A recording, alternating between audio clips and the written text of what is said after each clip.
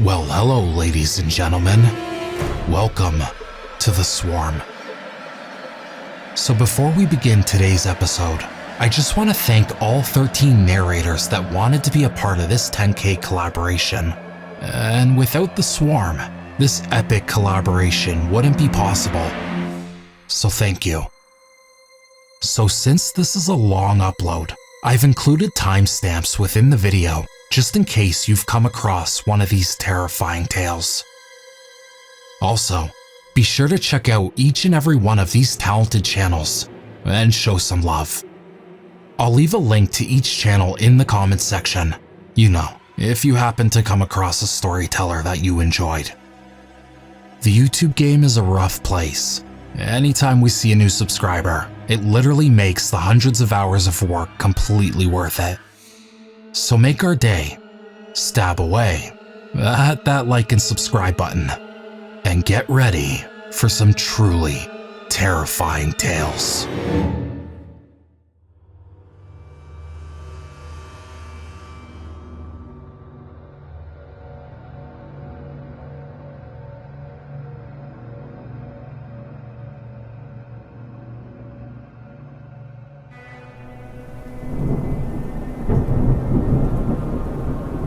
I've always had a terrible commute.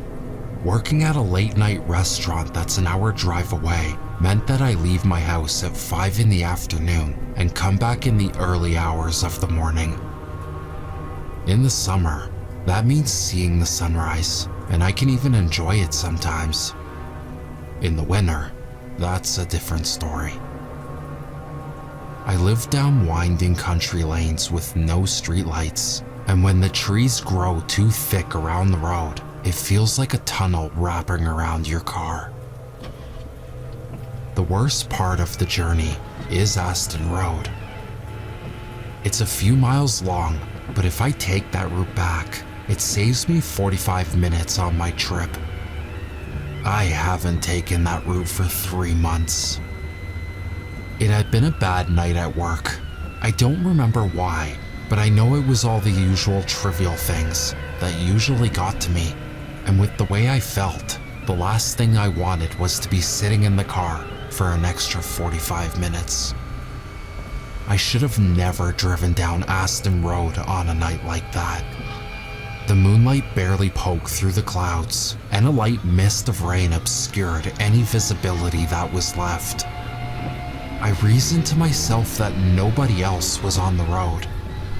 If I went slowly and took my time, everything would be fine. The car wheels crunched on the immediate change to gravel as it screeched onto Aston, and I shifted in my seat as I went along the road. I had been right. I was the only set of headlights, and I drove until the net of trees grew so thick that I had to crane forward to see what was ahead of me. The pace of my old car slowed to a crawl. Now I could barely see past a few feet. The headlights were soaked up by the darkness, and I stopped the car, frustrated. I couldn't get anywhere like this. I would barely be able to see my turnoff. I realized then I couldn't see the moonlight through the clouds, but as I looked up, the sky looked strangely shiny, like the chrome reflection of metal. I adjusted my eyes, and I realized it wasn't the sky I had been looking at. In the air, directly above me, there was a car. It hovered, suspended as if it was from wires, and I froze. In the darkness, I realized it was my car, the same dented Mini with a flat tire. But that wasn't possible. I cranked down the window, the joints of the car squealing from the effort, my hands trembling, and I looked out. Directly above me, someone with the same blonde hair as me looked out of the car window. I snapped back into the car, my breath ragged as I pulled the window back up again. This couldn't be happening. This couldn't be real. I felt my lungs constrict and ache like they always did when I was afraid. I grew increasingly lightheaded as I scrambled for my inhaler, breathing in 2 deep puffs. Outside, I heard the noise of a car door opening. I rested my forehead on the steering wheel, trying to find gravity again, all the while painfully aware for when I had my eyes closed. I couldn't watch the window and whatever was outside it. It was 5 minutes perhaps. It felt like hours, but finally it subsided and I caught my breath again. I looked up, dazed, checked above me, and saw that the car was gone. I settled my heart rate and looked around again, but I wasn't at the turn of the junction. I was at the beginning of the road. I was strangely tilted, and I realized I wasn't even on the road itself. My car was in the ditch beside it. I felt my heart swell with relief. It was an accident. I must have hit my head. The uneasiness hadn't left me, the feeling that raised the hair on the back of my neck. I grabbed my phone and dialed 999.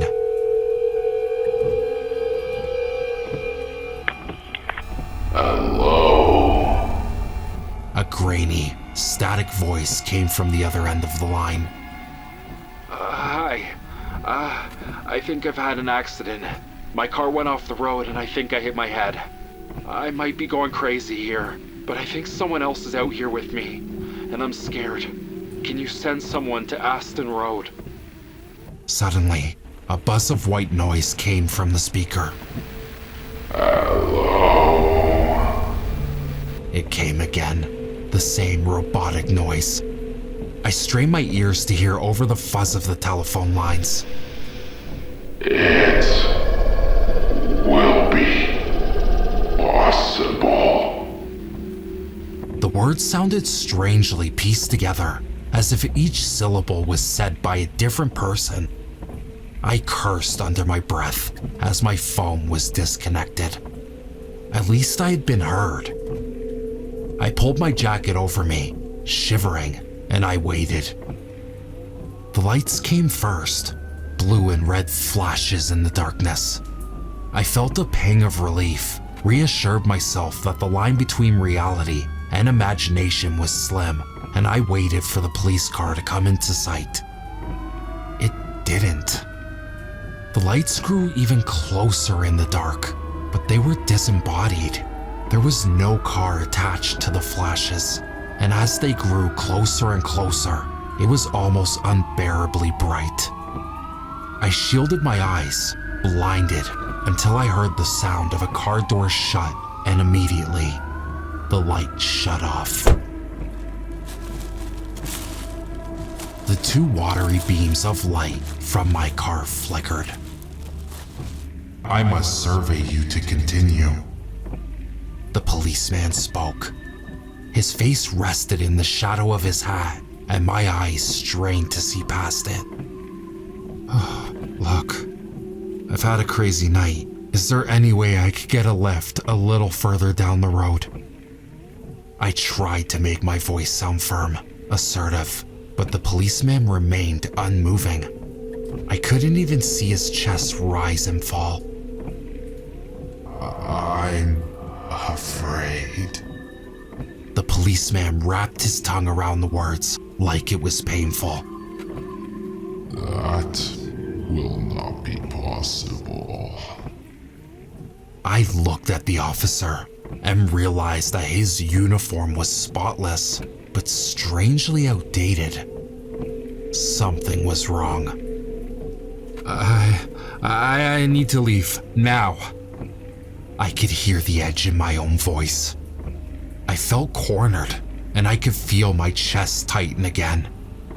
The policeman remained silent, watching me. I scrambled out of the car for a moment. We just looked at each other. The mist from my breath plumbed out in front of me. Then the policeman moved forward. His boots scraped across the ground, as if some force was dragging him towards me. His hands closed around my neck so quickly, I could barely register that it happened. The policeman's hands were burning on my skin, and I looked up, clawing in desperation. The movement had caused his hat to tilt back, and I could see his face in the headlights. His face was contorted to a grimace of pain and fear. I could see the purple veins run through his skin, and thick, dark saliva dripped from his closed mouth. I am afraid.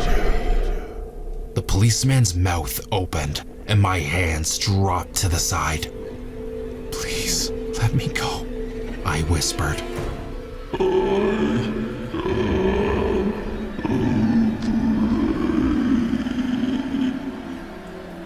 Inside, there were rows of teeth, not like a shark, like a worm, jutting out from the dark flesh.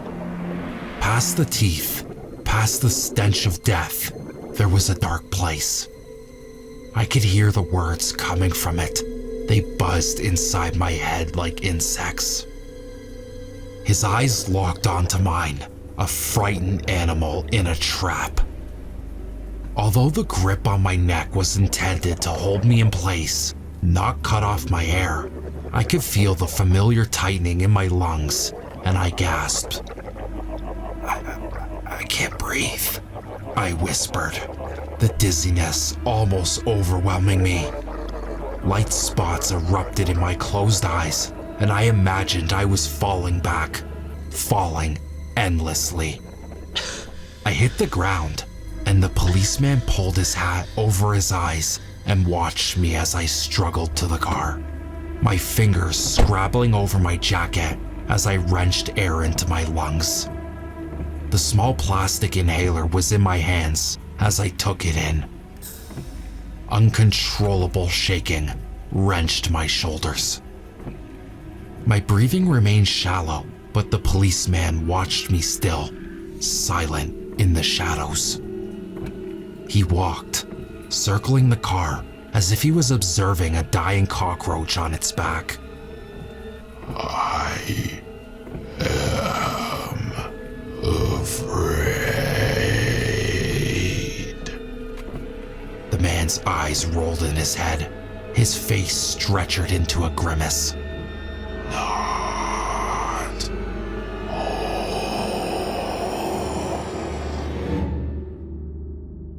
I felt the world shift again, and I was falling backwards, but I didn't hit the ground.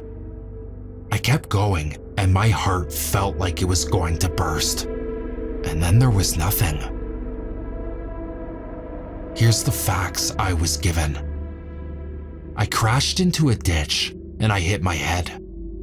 In my panic, an asthma attack was triggered, and I stumbled out of the car. Helpless, I then clutched at my throat with such force that I almost collapsed my own windpipe. Erratic behavior is common with concussions, I've been told. Eventually, I dragged myself through the gravel to my car, where I managed to get my inhaler before losing consciousness. A woman on her morning commute found me. The problem is, that isn't what I remember. I am afraid.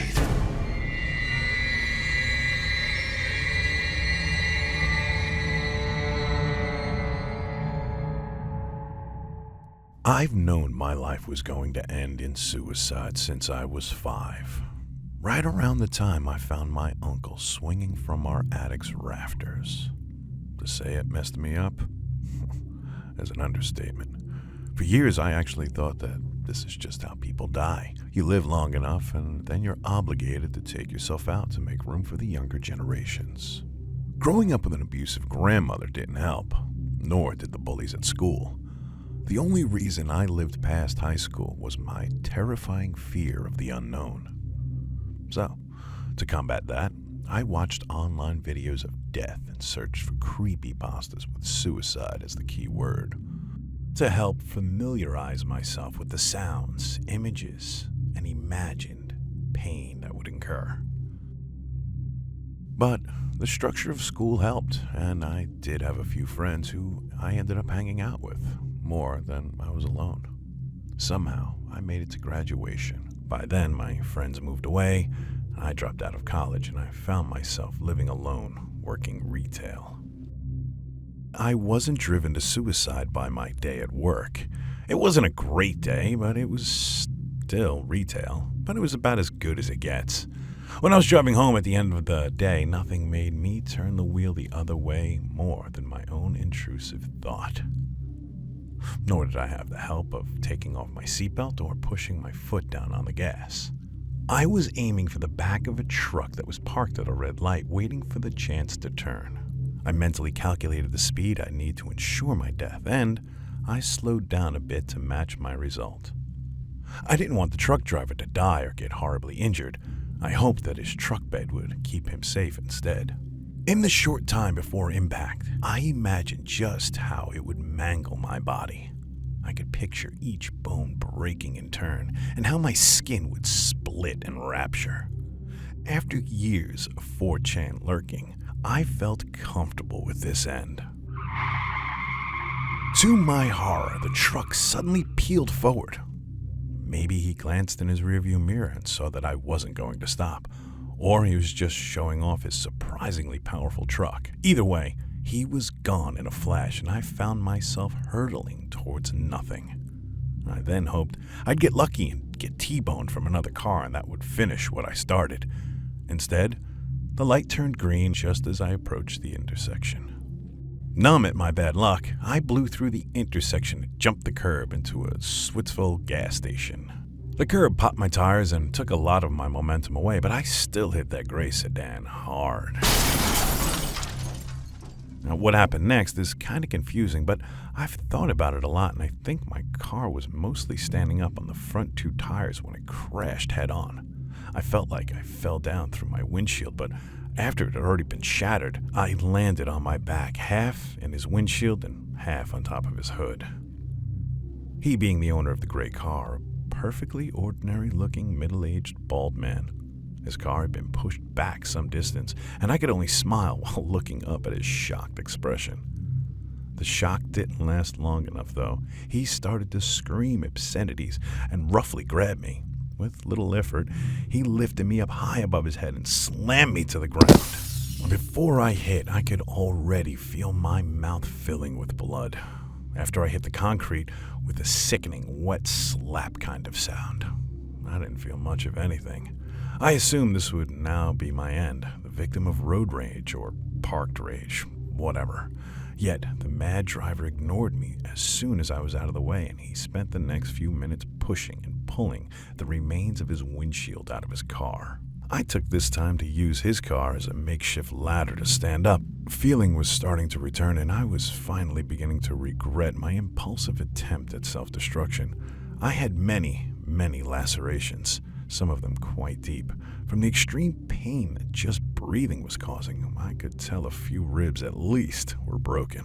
I leaned heavily on his car as I worked my way towards the back and pausing only to admire my reflection in his back window. To my emo delight, I was crying blood. I had absolutely no pain at this point, and I know I didn't want another body slam, so I continued trying to move in the other direction, towards some hopefully more sympathetic onlookers. The trunk had popped open, so I looked inside just because that's what you do when passing by an open trunk. Looking back at me was a little blonde-haired girl in a dirt-stained flower-covered dress, bound by rope and gagged with a rag. Now maybe it was the chemicals flooding my brain, trying to save me from whatever trauma they had already received, but I wasn't even surprised. Of course, the jerk owner of this car would be some kind of kidnapping monster. However, I didn't have a chance to react before said owner slammed the trunk shut and poked me hard with the gas nozzle to push me away from his car. I guess he had picked it up and returned it and must have realized what I saw because he started spraying me all over. The pain where the gas met the open wound was excruciating. He very well might have been planning on lighting me up right then and there. I saw him reach into his right pocket for something when he noticed the growing crowd of witnesses. My briefly flying car had caused quite a stir, and instead, he put the nozzle up and pulled me in close, and he acted like he was whispering something in my ear, but I heard nothing. I felt, however, a series of painful short punches to my chest. Then he pulled away and hopped into his driver's seat. I tried to warn the crowd as I tried to scream, but my lungs weren't working right. Those weren't punches. The driver had stabbed me with a little short blade. Fresh blood poured down the front of my shirt. I couldn't fuel my voice with air to reach anyone else, not even the hidden little girl, just at arm's length away. But I could stumble, and the driver was having trouble starting the car. I had time. I moved my left foot forward, and then the right, and I grabbed the back passenger door and opened it before the driver realized it needed to be locked. Again, I had no plan. I was really only hoping to make this murderer's life a little more difficult.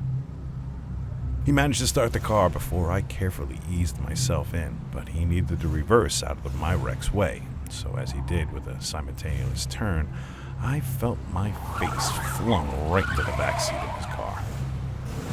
The door slammed shut behind me and the kidnapper kept driving. I sure showed him. I thought just as he turned around and stabbed me a few more times. That's when I lost consciousness. I woke to hearing the man screaming into a cell phone, and red and blue lights were reflecting in his mirrors and on the car's ceiling. However, the driver didn't actually seem that concerned about them. Rather, he was telling someone about how expensive the car's interior was and how the last thing he needed today was some loser crawling inside his car just to die. That's when I noticed the blood. I was still laying face first in the back seats, but enough blood had come out of me to create a pool on the floorboard near me. I felt like a tire of a car that had been popped by driving too fast over a curb by a suicide retail employee. A lot of me was now missing. With nothing better to do, I tried to get up just to spread the gore around and really drive up this guy's cleaning bill. While failing to do much else, I did manage to turn my head enough to notice a small skeleton sitting in the front passenger seat. It was turned around and facing me. I initially thought this was a sick joke of the driver's, especially since the skeleton was roughly the same size of the girl in the trunk. But no, the skeleton raised a bony finger to its non-existent lips and then reached into the driver's right pocket. I know, it was probably just delirium setting in and I was reaching in there instead. But I saw and felt the skeleton right then. It handed me what it found there, a cheap yellow lighter, and with all my strength I flicked the striker on top immediately. Felt the immense heat cover and consume me. The whole time I'd been lying there, fumes from my gasoline-soaked body had been filling the car. The skeleton had vanished in the fireball, but its job was done. I remember thinking that immolation wasn't a bad way to go, but right before I lost consciousness again, I had a better thought. No one was ever going to miss me, but at least this way the girl was saved. Not a bad trade in my opinion. Of course, you know what happened next. Your police swarmed the car and removed all three of us from it alive. The gangster will be behind bars for the rest of his life, and even then, he only gets off that light in exchange for his testimony bringing the whole kidnapping ring down. I ended up surviving, even though none of the doctors can agree on how I'm doing it. And the little girl got to be reunited with her family. They visit me loads of times since I've been here, and have been really great. You've been really nice too, Detective. It was awfully nice of you to conclude that my initial crash was accidental before even getting to interview me due to the coma that I was in at the time. Really, everyone has been fantastic to me. But more importantly, there is someone particular that I do not want to disappoint. A certain little blonde-haired girl. That's why I need a really big favor from you. You probably already know what to do since you're the only one who'll get a chance to read this once I'm gone. Please, cut my body down and put me back in bed before someone sees me hanging there like my uncle. Tell them whatever you think that will be least traumatizing. Thank you.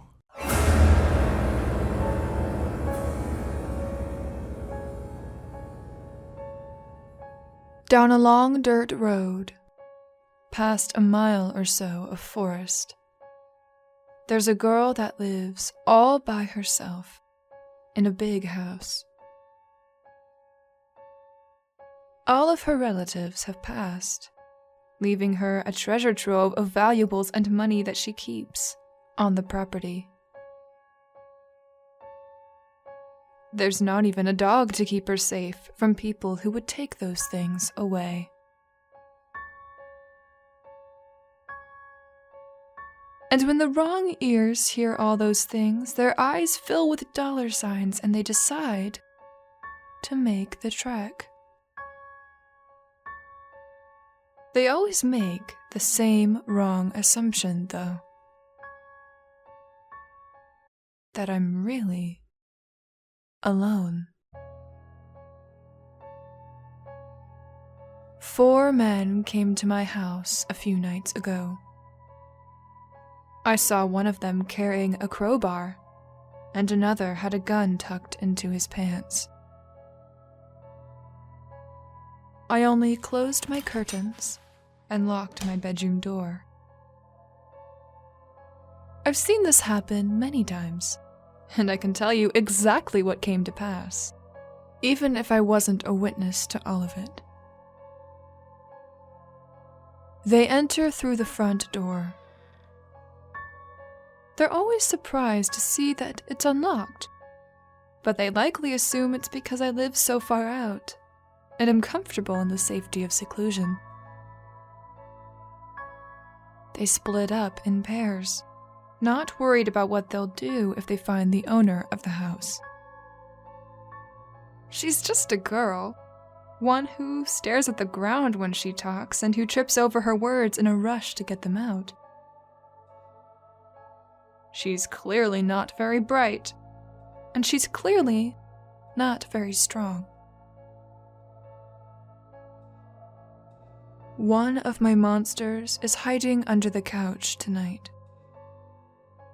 When he saw they were coming, he slipped under there. One of their ankles strays too close, and he's pulled under with not even a scream. In the morning, the man will wake up, in a country where he doesn't speak the language and with no memory of how he got there. Only that there's a bite mark on his leg, and that he'll never feel safe in the dark again. He's the lucky one. The monster under the bed is merciful. The monster in the closet is not. The one with him assumes that the missing man is pulling a prank. He calls his name and starts poking around for him. He asks the other 2, who were going through my grandmother's music boxes, where their friend went. They have no clue. They didn't see it happen. The searcher opens a pantry, and out a clawed hand flies, wrapping around his throat and dragging him with. He screams and screams and screams until his throat is cut. In seconds, all the skin is flayed from his body, landing next to his body in a pile of fleshy ribbons. Eyeballs are squished like grapes. Teeth fall from his jaws and to the ground with a sound not unlike dropping a handful of marbles. He isn't long on the world, but those remaining seconds are filled with some of the most excruciating pain a person could remotely comprehend. When the other 2 throw open the door, they find the whole pantry is soaked top to bottom with blood. The remains of their friend are unrecognizable as such, other than the scraps of his clothing and his crowbar. The 2 panic. They split up in their haste to escape. One runs into the backyard. His mistake. The monster outside the window lives there, and he doesn't really interfere with trespassers unless someone bothers him. And when someone slams the back door open while screaming at the top of their lungs, well, that bothers him, as it would most people, I think. I don't talk about the monster out there. Only that, once his target was in sight, the unlucky soul did not have the benefit of a quick death. He was dragged into the shed, and what happens in there I can't tell you. I just know that the man didn't expire until 3 nights later, and when that happened, he was begging for death. The last one, in a blind panic, ran up the stairs to my room. He threw himself against the door once, twice, 3 times before it gave.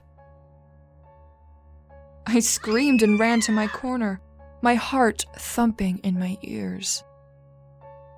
The man got up and stared at me.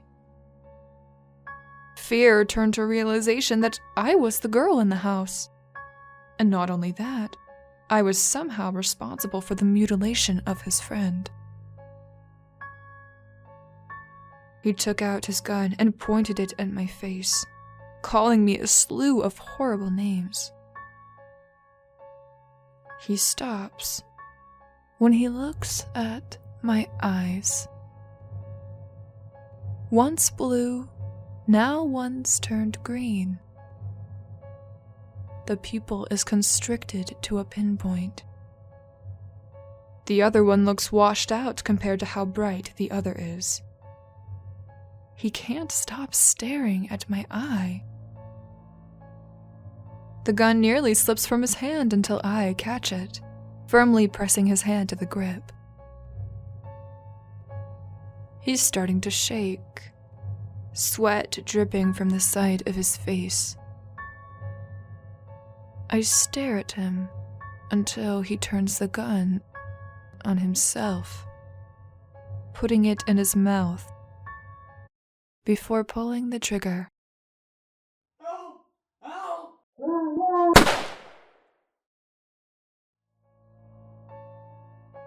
Blood paints the ceiling as the body thuds to the ground. I don't know what people see when they look into my green eye, but I doubt it's anything good. I go to bed after this, knowing the monster under the bed will clean up after tonight's debacle. Not the closet monster, he's always been a real dick about that. The monster outside the window isn't allowed in the house.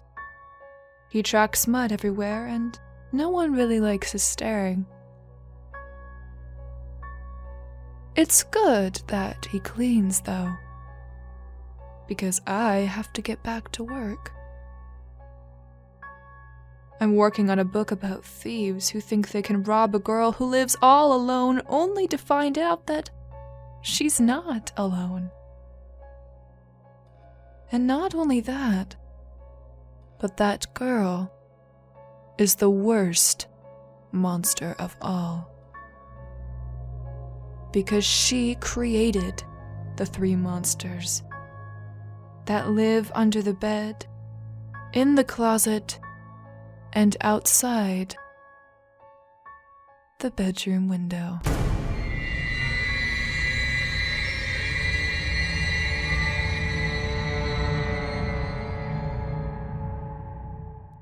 Almost everyone has an imaginary friend growing up, myself included.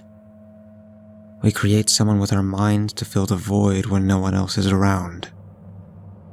I didn't have any friends when I was younger, so I made a fair share of imaginary friends to play with. Eventually, I did make friends though, and with that I stopped making up fake ones. Recently, however, I've been having the strangest dreams. I work graveyard shifts, so I sleep through most of the day. These dreams were some of the most lucid I've ever experienced. I was on a farm somewhere. I looked around and saw a barn in one direction and a woodhouse in the other. Before I could decide where to explore, I was greeted by a voice. "Who are you?" It was a small boy, maybe 5 or 6 years old. Who am I? This is my world," I responded. "Are you God?" "In a way, I guess so." "Mama tells me about you all the time. I'm Vince. You probably already knew that, though. Do you want to play with me, God?" This certainly was a strange dream, but perhaps it was me trying to make up for some lost childhood experiences or something. I would just go with the flow for now. "Sure," I responded. I spent most of the day playing hide-and-seek with Vince. It had been ages since I'd played hide-and-seek, and I actually found myself enjoying it. The farm was massive, so there was plenty of places to hide. Vince was young, though, so I had to pick easier spots for him. Eventually, the sun began to set, and I still hadn't woken up. So Vince insisted that I go to meet his mother. We entered the house together. "Mama, I met God today," Vince yelled as he ran to greet his mother. "That's great, sweetie. I told you that you would eventually," the woman that Vince had ran to responded. "Mama, he's right here with us. Can't you see him?" "He's always with us, Vince, but we just can't always see him." "She can't see me?"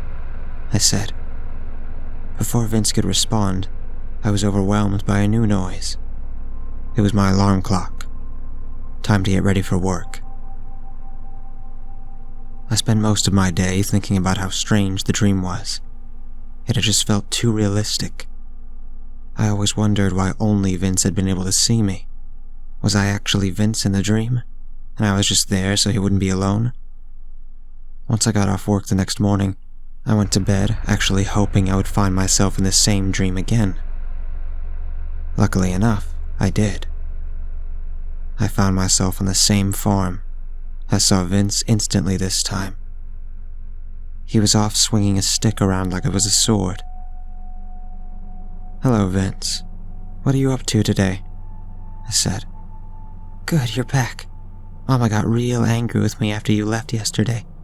She didn't believe we played together. Mama and Daddy are upstairs right now. It's one of their special days, so I'm not allowed in the house until they come to get me," Vince replied. This poor child. He had been thrown out of his home so his parents could get some alone time, and most likely do some other activities. "Well, I'm here for you, Vince. Do you want to play hide-and-seek again?" Upon saying this, Vince instantly dropped his stick, covered his eyes, and began counting. I took the opportunity to slip away to find a hiding spot. We played hide-and-seek for a while, but eventually I got bored of it. I wanted to test the limits of my dream. I noticed a grill in Vince's yard, and next to it was a lighter and some gasoline. Once Vince found me, I already had an idea brewing. "Vince, I want you to do something. First, I want you to spread that gas around your house," I instructed. "If I do that, Daddy will get angry, though. He said I'm not supposed to touch his stuff," Vince said worriedly. "It's fine. Didn't I tell you this is my world? Your parents left you alone, and they won't find out anyway." Vince seemed unsure for a second, but eventually he picked up the gas container and began to release it around the home. Once he made a full lap, I gave him his next instructions. "Now, take this lighter and use it on where you started the trail," I told him. Vince clearly knew what he was doing was wrong, but he didn't disobey me. He picked up the lighter and moved towards the home. This was all just a dream anyway, right? No one would actually be hurt. I just wanted to see what would happen. Vince lit the gas, and the fire took off. He ran back to where I was standing and watched with me. The wooden house didn't stand a chance against the flames. The fire was beautiful in a way. I wasn't able to watch the conclusion, however. I was once again woken up by my incredibly annoying alarm. Man, I hate my job. A few weeks went by. I didn't experience the dream again. I had other dreams, but I never went back to the farm. This disappointed me in a way. Had I ruined it with the flames? Perhaps I'd taken my dark fantasy a bit too far and ruined it. That was, until a coworker approached me at work one day. "You want to hear a crazy story?" he said. "Shoot," I responded. I was bored out of my mind, so I was interested. "Well, I saw on the news there was this kid who burned down his house. Both his parents were inside too. They didn't make it out. The kid claimed that God told him to do it." "Are you serious? That's crazy." This seemed a bit too familiar, but it had to just be a coincidence, right? That's not even the best part. They didn't just find the bodies of the parents. Apparently, Mommy and Daddy had been busy, because they found 5 other bodies in the house. They're pretty sure they were all missing people. That's insane. Would you by any chance happen to know what the kid's name was?" I asked. "Yeah. The internet's calling him Savior Vincent."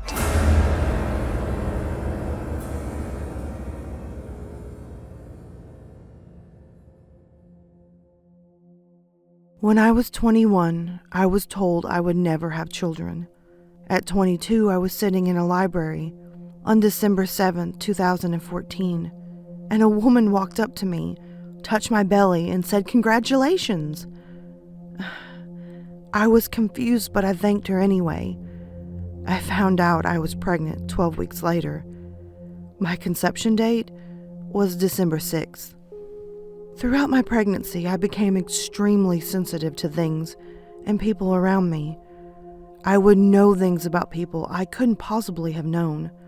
Like the reason my boss was so upbeat all the time at work was because her Facebook perfect marriage was falling apart.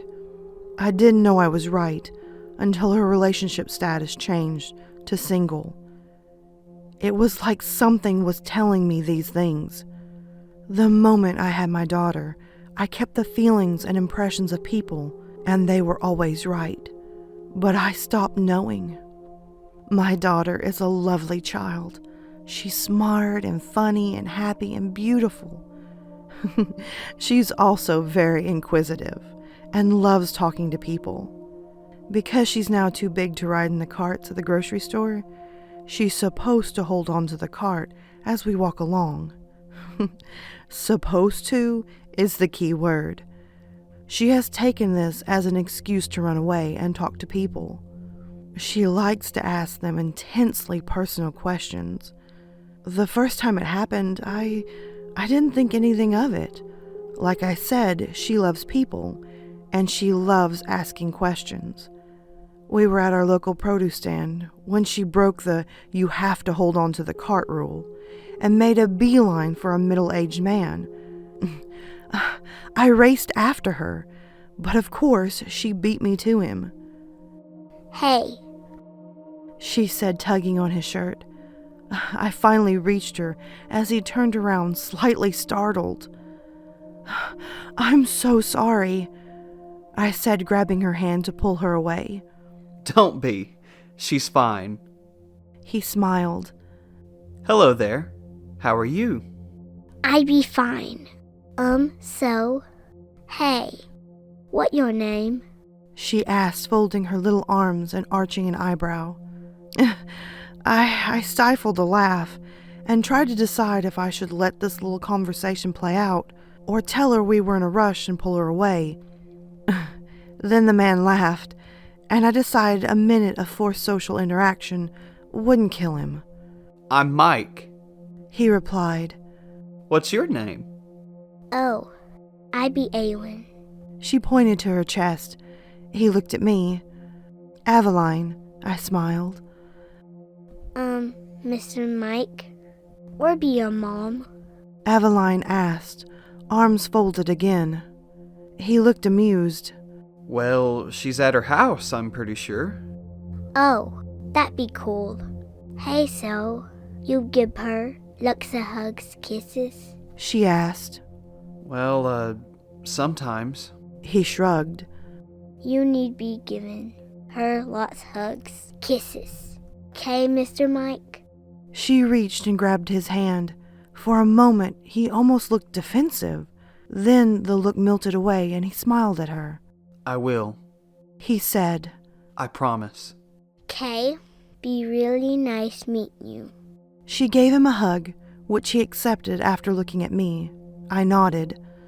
Then she walked away, and we finished our shopping. It was strange, but I just laughed it off. She's such a sweet baby. Goodness, I love her. I called my mom and I told her about it. This baby puts me in some odd situations, Mom, I told her. Hey, maybe that man needed to give his mama a hug. She laughed. Maybe, I said. We chatted some more and then we hung up. That didn't mean anything to me until we ran into Mr. Mike a few weeks later. He recognized us and ran to us. He knelt down and hugged her. I was weirded out at first, but then I noticed he had tears in his eyes. Thank you. He said to her, then looked up at me. My mama passed away last week. I hadn't seen her in a few months. I thought I had more time, but after I talked to y'all, I felt convicted. I visited her a few times. He sniffled and looked at Aveline. I gave her lots of hugs and kisses. He knelt and hugged her again. Thank you, baby. You're welcome, Mr. Mike. She smiled. I was astonished, to say the least.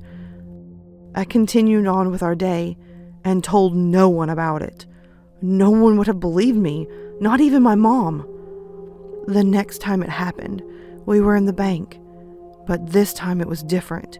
She grabbed me and asked me to hold her. I did. She whispered to me, Mama, I'm scared. Why, baby? I asked her, a little confused. Then the bank teller called us up. The man next to us in line looked over and smiled at her. She hid her face in my shoulder. Tell him not do it, Mama. She whispered again. Do what, baby? I asked her. Tell him not kill them. She said, her whole little body shaking. I looked at the man and I was conflicted. I decided to do my business and not get involved. Besides, this whole thing with her being some kind of baby clairvoyant was ridiculous. The stuff of science fiction novels, not real life. She cried the whole way home. She wouldn't stop.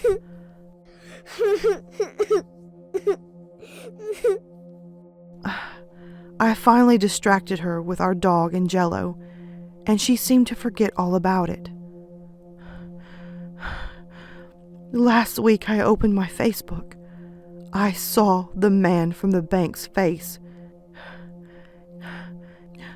He killed 5 people, including a teenager my baby brother was friends with. I started to cry. Aveline sat in my lap. I tell you, he killed them. You just not being listening to me. She said. She laid her head on my shoulder. And she cried too.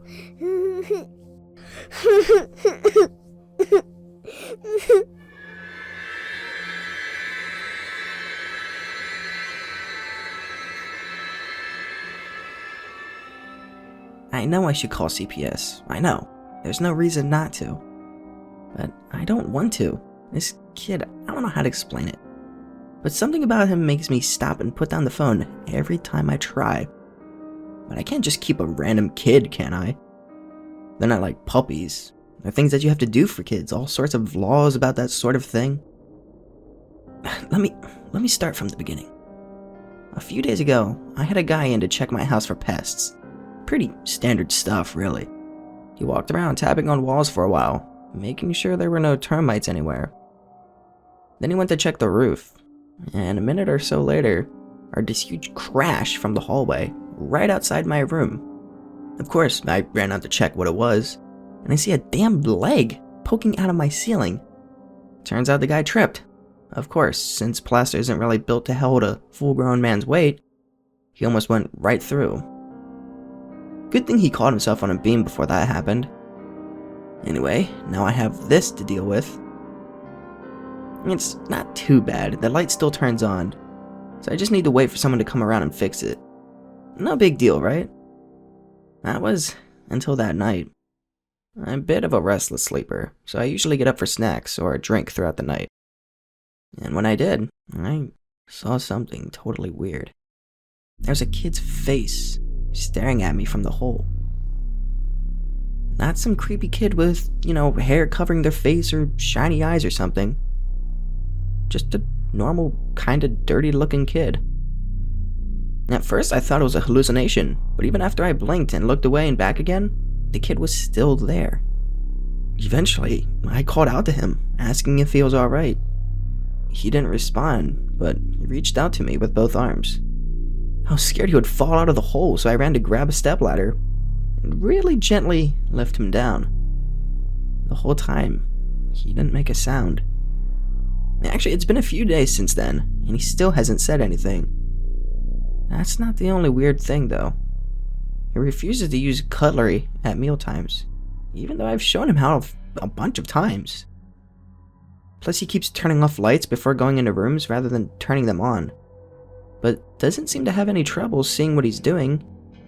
And at night, I keep hearing this weird hissing coming from his room. It stops when I knock on the door, and starts up again a few minutes later. The most unnerving thing is his staring. Whenever he's not doing anything else, he just stares at me. I don't know what he's thinking or why I haven't called anyone about this. I haven't even been allowed to tell my family or friends. Hopefully he doesn't mind me talking about the situation anonymously. Last night he was standing over me, one foot planted each side of my chest. I woke up to see him staring down at me. I can't take it. No matter where I go, he's there. I can't leave this house, I can't tell anyone about him, and I don't know why. I can't do anything but care for him anymore. It hurts to look away long enough just to type this. Something's wrong with him. Or something's wrong with me?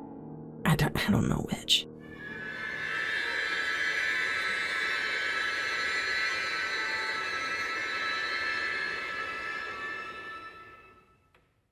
I have always enjoyed killing, and I blame it on my farm childhood. Calling it a farm is a big stretch. I grew up in a shack in a rural area, having only my father and sister around. He never mistreated us, but he was stiff and relentless on his beliefs. For him, there was no such thing as male or female. Everyone under his roof was, by default, a hunter. Back when we were really young, he would leave us home alone for hours and hours. He first took me hunting when I was 3. I never thought rabbits and squirrels were cute. They were always prey. I first hunted a deer when I was 10. I was limber and had developed a strong body. Dana was never a huntress, but she was great at hiding, so she hid. At first, Dad was angry, but I hunted so well that I did more than enough for both of us. Besides, Dana was good enough to manage herself, catching smaller animals. She was outstanding at fishing with her own hands due to her quietness, but she never enjoyed any of it. Dad died when I was 13. He was caught by a bear and kept screaming, shoot it, you fucking bitch." I only had 2 bullets left and I was too worried, so the first missed and the second wasn't enough to take down the bear. Dana grabbed my hand and we ran like the wind. I'm honestly not sad for my father's last words to me. He was desperate and being eaten alive. After all, I forgave him in a heartbeat. Who I never was able to forgive was myself for failing my dad. We were taken to a foster family after that. Dana soon adapted to having a normal life, and she clearly was held dear by the couple. I am grateful to them for having a comfy bed and finally learning how to write and read, but I kept myself at home. I missed killing things. I went hunting alone every day. The first time, my family was impressed by my ability. The second time, my foster mother muffled cried, the poor ducky. The third, my foster father begged me to give what I hunted to someone else. I started selling it. I made some nice cash. I gave everything to my sister's college fund. She was smart and needed the money after all. I just needed to smell the delicious bitterness of fresh blood. By the time I was 18, I married the sweetest man. It was crazy how we balanced each other's personality. Him being always so calm and gleeful, Lom, who 15 years older than me and a merchant, selling a myriad of things in our small town. He sometimes sold parts of my hunting, the meat, the fur, the heads as prizes. We were happy. We lived 5 great years until he was shot in a robbery. From that moment on, a burning rage lived inside of me. The eagerness to kill took over. I don't know how to manage a shop, so I asked my husband's brother Stu to take his place in management. But Stu was a drunken and buffoon, and soon the shop bankrupt. I was left with nothing. When I learned about certain shady parts of the internet, I finally realised I could sell my services and quench my ever-growing bloodlust. I'm famous now, I mean my work name is. Nobody knows my face, nobody knows I'm even a woman. My body small and strong, perfect for sneaking in. I look trustworthy enough for my prey to take me to dinner. Sometimes it's just too easy. I have built a name between politicians, and rich cheated wives love me. Of course, my clients are not always from the highest social standings, and they try to bargain a lot. It's not unusual that some broken-ass guy asks me to murder his rich father, uncle, and get paid after I do the job, when he gets his sentence, of course. I just laugh at their faces and tell them to fuck off before I murder them instead. Until the day my intuition, no, my instincts, told me to keep talking to the guy after he told me his condition of payment. I will inherit some money, he wrote. But the thing is, I used to have a brother. He's dead now. No kids, but I talked to my attorney and he told me his widow will get half of my money. So I want to eliminate her. Sure, just send me her info, I replied, for the first time because I knew this story. I didn't want to be paranoid and think it was me. I just felt sorry for the poor woman and maybe would fuck up with the guy. But it was me, my brother-in-law, who was constantly helped by me, and my husband after losing everything in gambling over and over, who ruined our store and I never said a thing, wanted to kill me. No, worse than that, he wanted to hire someone else to kill me because his coward ass couldn't even do it. I took the job. The next day, I went to see my sister Dana and asked her something no twin sister should ask other. Can you die in my place?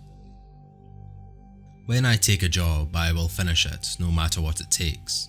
So I sent my client a picture of my dead victim, my sister. I was famous for this modus operandi. As I said, Dana ain't a huntress. She's a great hider. So after I forged her death and gave Stu a false sense of safeness, he found my sister, characterised as me, at his dirty apartment. Dora, what are you doing here? He was stuttering and sweating. Just came by to talk a little bit about the inheritance we are about to get, my sister calmly said, perfectly mimicking my voice and intuition. Stu never knew I had a sister because she lived far away during her graduation. Both me and my husband always kept to ourselves and never had a wedding party, so our families didn't know each other that well. Inheritance? I don't know what you're talking about. He made a poor attempt at lying. Why don't you ask the hitman you hired, Stu? She said, as I came from behind him wearing the exact same clothes as her. I gotta admit, it was so much fun to stage this. When he turned to look at me, Stu was pale, and I'm pretty sure he pissed himself.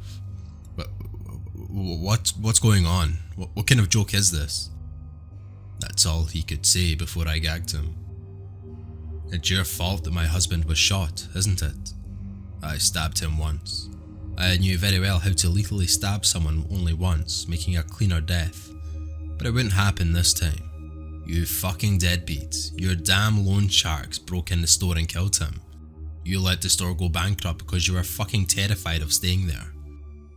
He shook his head desperately, trying to deny it, but his eyes told the truth. I never fully realised it until that instant. It was a moment of clarity, and I hated his guts even more. Both me and my sister did what we were best at. She hid, not wanting to see the bloodbath I was about to cause, and I stabbed and stabbed and stabbed. When the body was found, the police immediately arrested Stu's loan shark, and just needed one more move to make theirs. They confirmed my suspicions about the loan shark killing my husband. I noticed that with the closure, my bloodlust diminished. I still go hunting most weekends, but I'm done with killing people. Nothing can bring Thom back, but I can move forward, learn new things, work with something else. I still have a lot to live.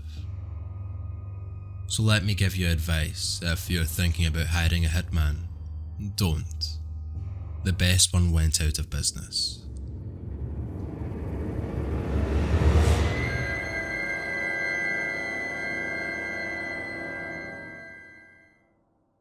Mr. Ferguson. I think the whole street breathed a sigh of relief when we saw the EMTs take a body bag out of the Ferguson's house. I was only about 10 or 11 at the time, and it's been a while, so some details of my childhood are lost to time. But I can't forget Mr. Ferguson. There was never a Mrs. Ferguson in the picture, as far as I know. He lived in the house on the corner, the one with the bright yellow shutters and the gorgeous garden out back. The garden didn't make up for the rotten old bastard he was. I wondered once if he was nicer when he was younger, when he didn't have to walk with a cane and could actually get around without help. But my dad set me straight on that one. Mr. Ferguson had always been a terrible person and the neighbor from hell. All day long, Mr. Ferguson would sit on his front porch, in his rocking chair, grasping onto his black cane, as he stared out on the street. If someone walking their dog even got close to his yard, he'd start spewing threats about what he'd do if the dog took a shit on his lawn. If a kid put even a toe on his property, he'd get up from that chair and start shouting more terrible things. I learned my first cuss words from Mr. Ferguson.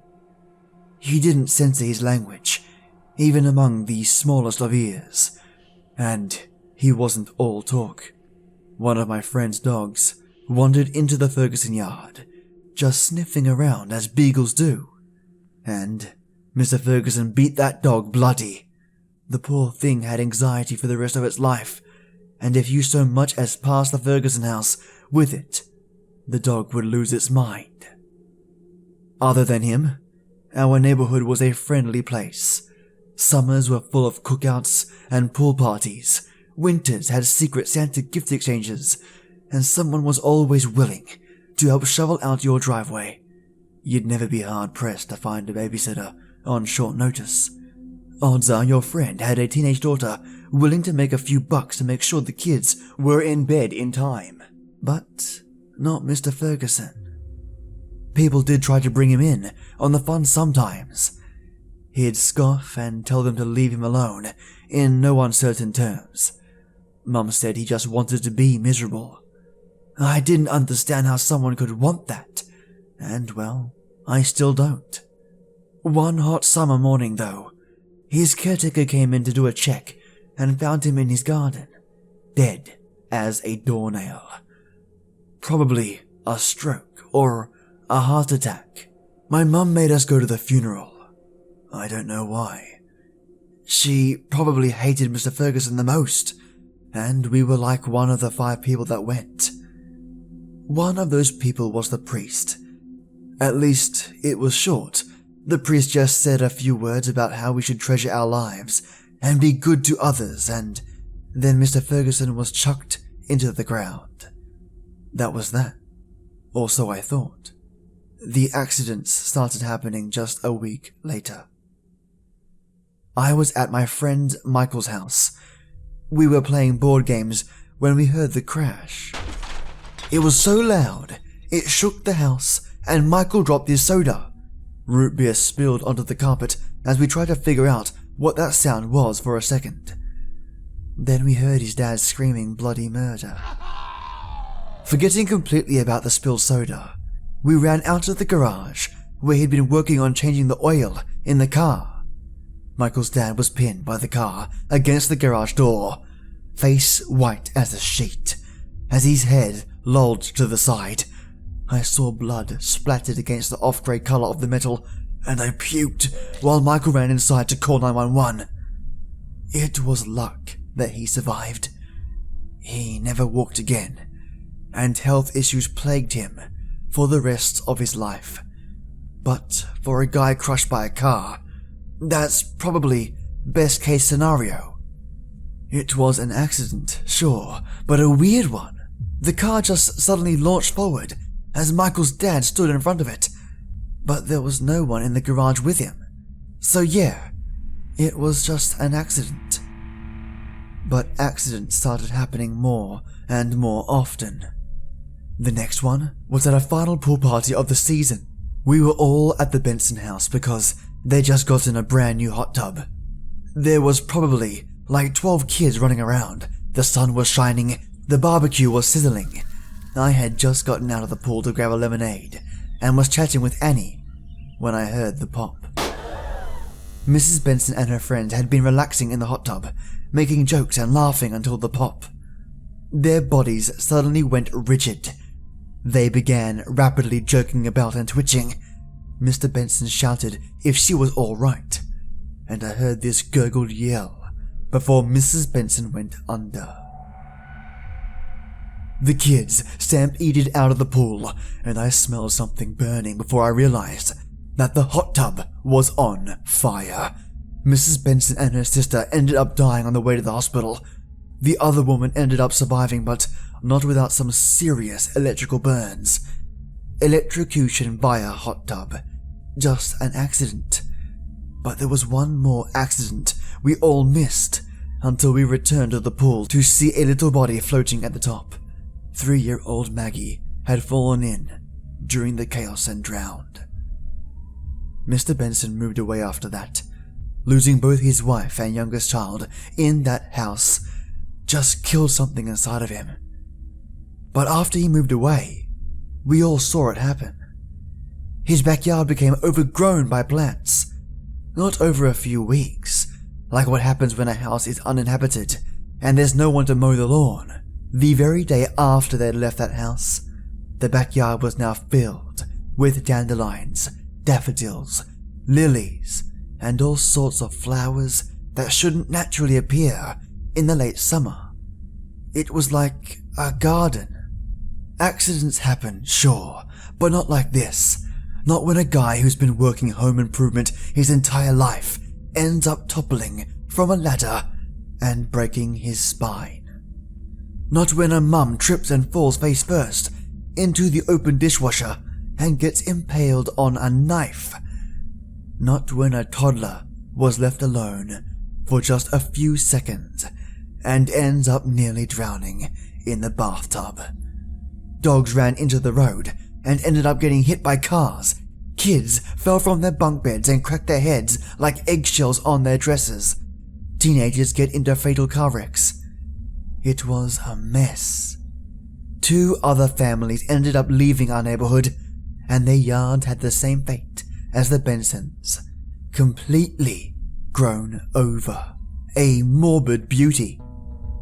Fall came and the yards grew brown, but the gardens seemed to be even greener. The whispers started about a ghost that was such a miserable old bastard in life, and was now a nasty poltergeist in death. Mr. Ferguson had never left our neighborhood. It all came to a head when a tree was struck by lightning and a large tree limb crashed into our living room. I'd just tripped while picking up my things, and suddenly the roof caved in above me. I was lucky I was on the ground.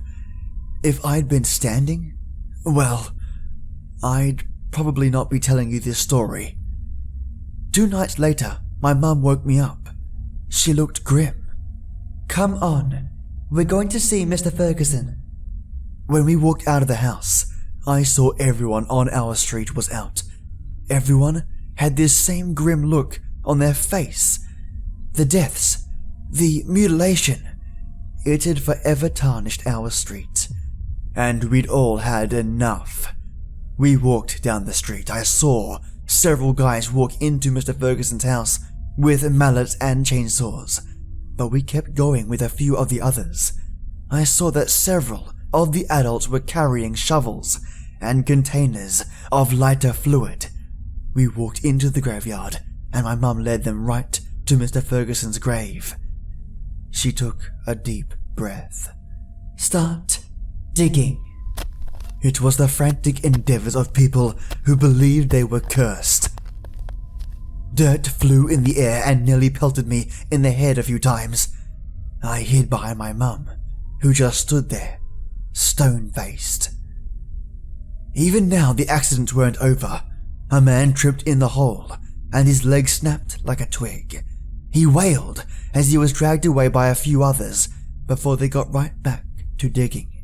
Someone else got smacked in the face with a shovel, and blood coursed down his face from his nose as he just kept on digging. Finally, the coffin was reached. The lid cracked open. Mr. Ferguson's body laid inside. He didn't even look dead. It was like he was just taking a nap. Then they started pouring the lighter fluid in. It covered the corpse's skin, his clothes. They probably added more than necessary. My mom struck the match and threw it in, shielding me from the sudden burst of flames. I didn't get to see the body, but I swore I heard that old man yelling as his body burned.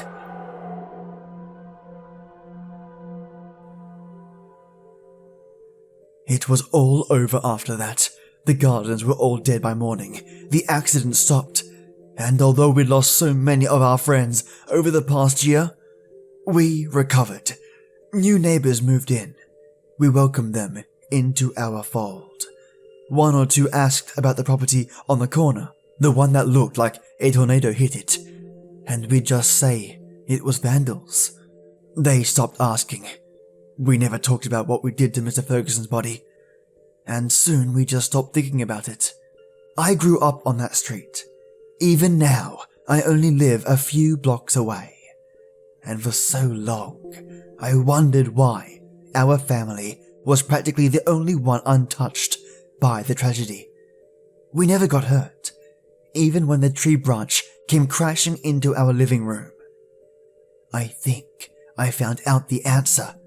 See, my mum passed away a few months ago from breast cancer, and I've been going through her things. She's always been such a good, kind woman, and it was great seeing pictures of her helping plant the garden behind the church and teaching at the local school. But in the bottom of the box, hidden under dozens of other albums, was a picture from when she married my dad. Unlike the family picture with the groom, all it was my mum and an older man. I didn't recognize him until I flipped the picture over. On the back was written, Pauline Walters, P. Ferguson, and the father of the bride.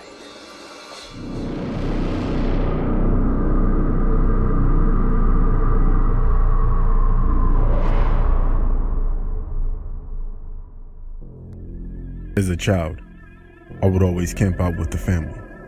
It had become tradition.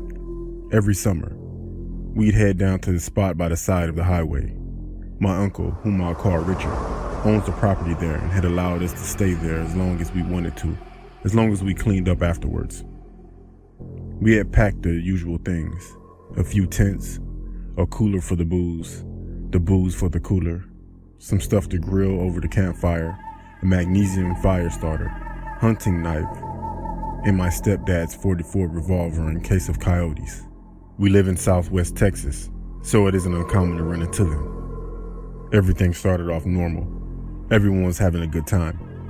The kids and myself were all having fun, skipping rocks across the river, fishing, unsuccessfully, while the adults were by the tents watching over us. Everything was nice, I guess. If only I knew that would change. The next morning started like the other ones. While we were there, the adults were sluggishly moving around, hungover from drinking all night while the kids and I slept. We would stay asleep until someone started to cook over the campfire. After we would wake up, the rest of the day would carry on. We'd walk around the area, but never too far. It's not that we weren't allowed to. We had always just feared going too far out into the woods without the adults. We'd always go through this clearing every time we went out. It was like another camp clearing, except the fact that it was eerily dark, darker than the surrounding area, and had this atmosphere over it that would just draw us in. We only left because we'd be called back to our camp. The sun set over the hills around us, and that signaled bedtime. The adults would make sure that we got into our tents. Then we'd go back to the campfire, then they would drink and laugh. Though, they went to bed this night instead. I assumed they were just tired as well, with all the nightly drinking and all. I couldn't fall asleep that night. I tossed and I turned, eventually managing to shove my little brother off the air mattress in our tent. I decided I needed to relieve myself, so I got up, grabbed the flashlight, and went off into the woods. The walk to nature's restroom felt longer than usual. Must have been a dark night. I had eventually found a spot that I would be okay with, and I dumped over there. It's when nature's call had vanished that I noticed little lights moving in the trees. I, being a curious 15-year-old I was, followed them. After what felt like hours of staying off paths and behind trees, we got to the clearing the kids and I have always gone to.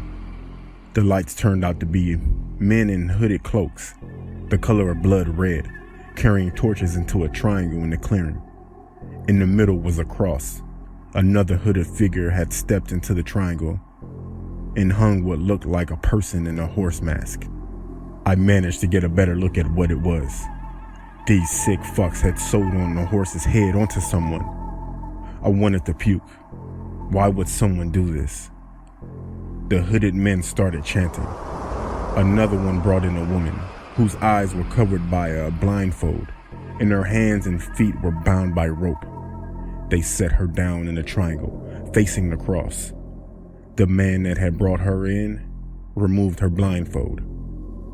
She looked up at the cross and let out the most blood-churning scream I had ever heard. The hooded men banging and chanting again, increasing in volume as the man in a triangle lifted his hands to reveal the blade. As he brought it into the air, the chanting stopped. He began to speak in some kind of unknown language.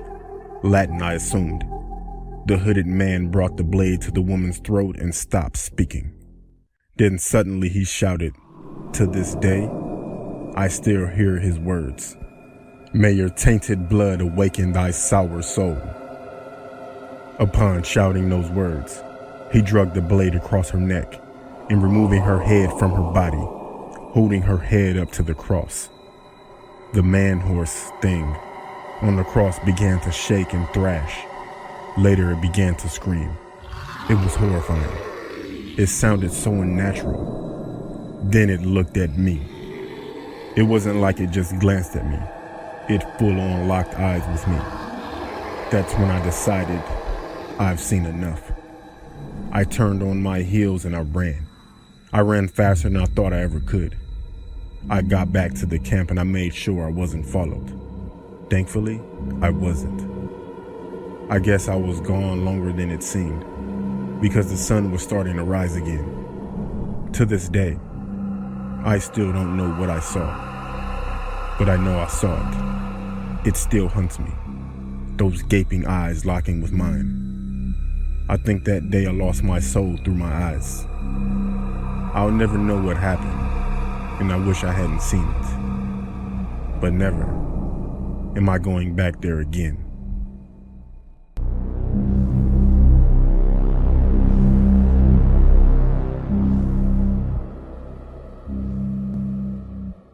10 out of 10.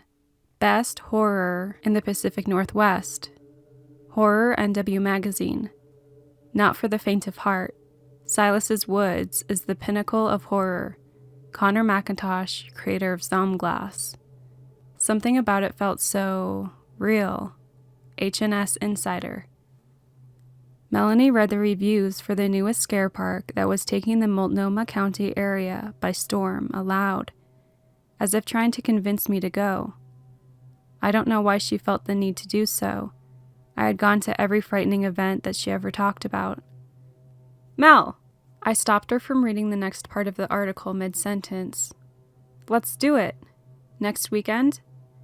I turned around to face her, after sliding on my favorite silver necklace. Damn, you look sexy. Mel shot up and looked me twice over.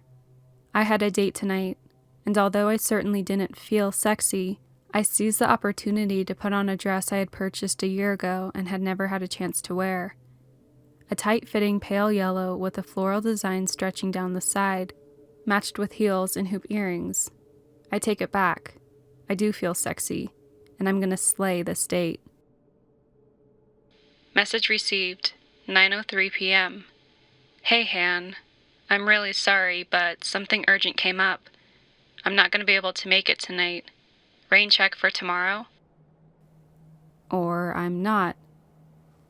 The look on my face must have been pretty obvious, because when I looked up from my phone, Mel looked even more furious than I was disappointed. Oh no. No, no, no. He's not bailing on you again. She started, her voice rising with every no. I didn't even say, you don't have to, Hannah. I've been your best friend for nearly our whole lives. Listen, we're going to... Her eyes lit up as she came up with an idea. I hate that look. It always ends with us in a bad situation I would rather not be in. Mel began excitingly pointing at her phone, turning it around for me to see the time. We have 2 minutes. Swap into some flats. We're gonna make it to Silas's tonight.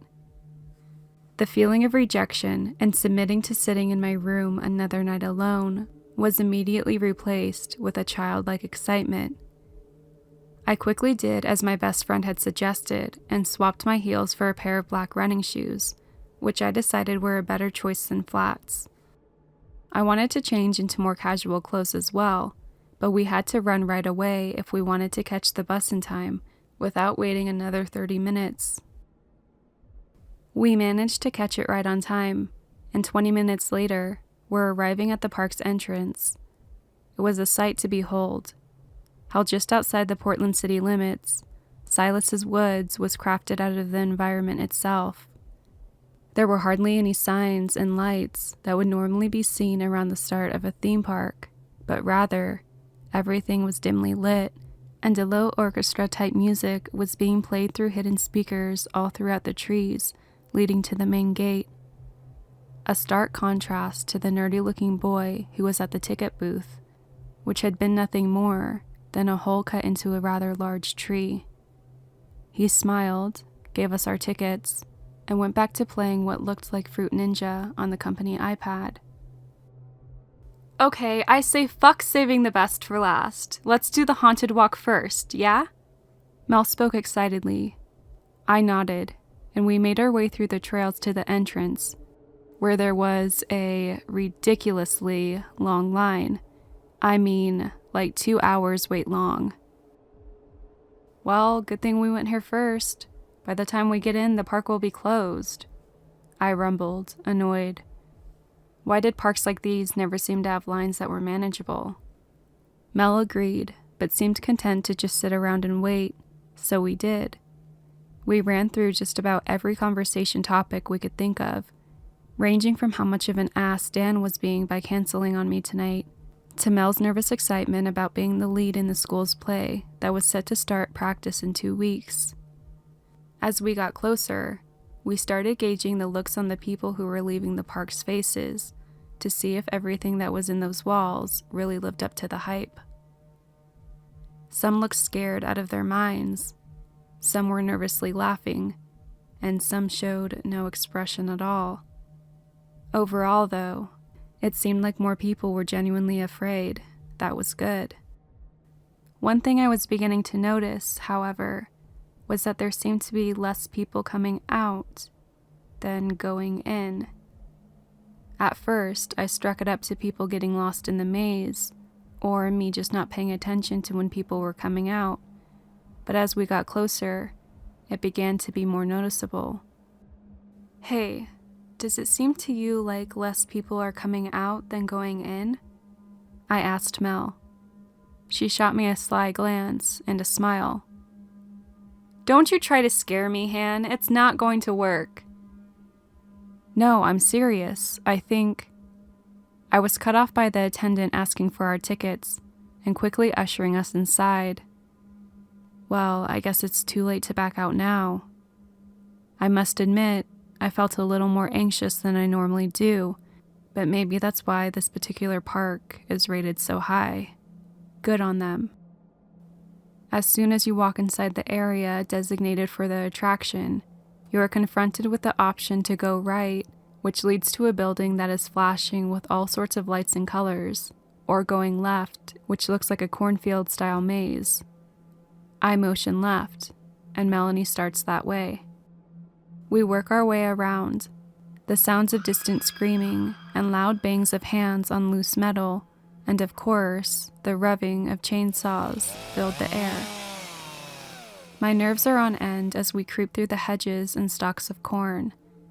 I can feel one of them stalking us, trying to keep quiet until the perfect moment to jump out and get us. The problem is, I don't know where he's watching us from. It could be literally any direction. Finally, as we are about to leave the open field and into what looks like a burned-down barn, with similar flashing lights to the original building if we had turned right, he gets us. Well, he gets Mel. I was about 2 feet behind her in a narrow hallway that only allowed one of us to go at a time, when he springs through the bushes, emerging between the two of us and grabbing her shoulders before screaming in her face as she turns around. Hey, you are not allowed to touch me! Mel screams as she frantically backs away, after which the actor sprints back off into the hedges, giggling maniacally all the way back. Ugh, I hate when they do that! I can't help but laugh. I know deep down she was loving it, but she doesn't want to act like she actually got. I smile at her and beckon for her to go through the door in front of us. No, fuck that. You lead this time. Mel puts her head down, muttering under her breath how she's going to tell the man's boss he touched her, and on and on. I roll my eyes and push forward, feeling a little better than I had before. The inside of the barn was made to feel very cramped and claustrophobic. Every hallway was required to squeeze by a rag doll or a stuffed pig carcass or something equally as disgusting.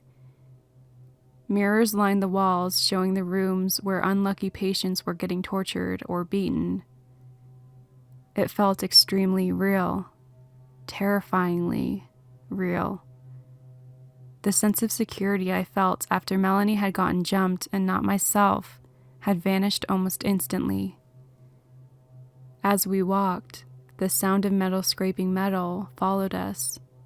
I grabbed Melanie's hand as we navigated the corridors and screeched along with her as a man in a painting came alive and screamed at us. The rooms where visitors were getting tortured were getting worse, the screams becoming more bloody the further we went. I rounded a corner and immediately fell back onto my back as a man with a chainsaw stood waiting for me, turning it on and lunging at me with dramatic effect. I let go of Melanie's hand for just a moment to brace my fall, and when I turned back to find her, she was gone. Melanie? I yelled, panic welling up in my throat. Mel, this isn't funny! I don't know where she could have been hiding, or why she felt like now was the best time to prank me, but she was going to get a firm scolding from me as soon as I could breathe on my own again. Help I heard her cry for help, and in that instant, knew something was wrong. Melanie didn't scare easily, so the fact that they got one over on her earlier would normally have put her on shutdown mode. But this was her screaming for her life. I turned to look at the man with the chainsaw, but he was gone. Raising to my feet, I sprinted in the direction of Melanie's voice. Somehow, she had gotten ahead of me. I pushed past the junk hanging from the ceiling and completely ignored the rooms to the side, solely focused on finding my friend.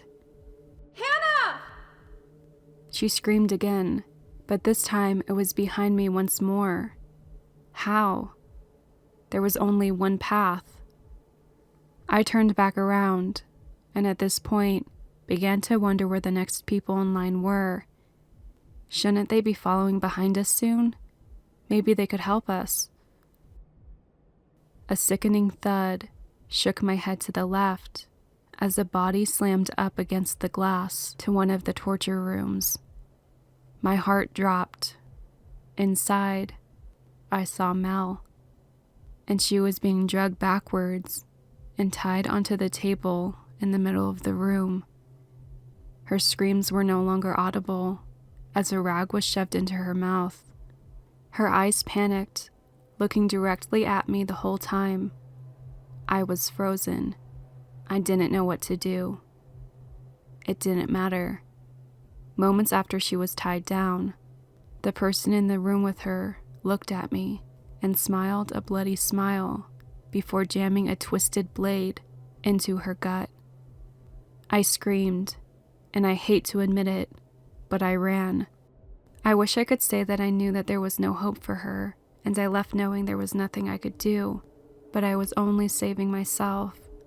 I was too terrified to do anything else. I managed to slip into a side room that I found. It's definitely one of the torture rooms, but there is no one here and all of the lights are out. I called the police about an hour ago, and they should have shown up by now, but I can still hear the screams out there. When I called the operator back, they could only tell me that the 2 squads had been sent out and that they would stay on the line with me until they got there. I was nervous that my voice would cause someone to find me though, so I hung up. I'm typing this out, huddled in a corner of a room that could very well be my grave. If anyone is near, please help me. I don't know how long I'll make it here, and I think I hear footsteps.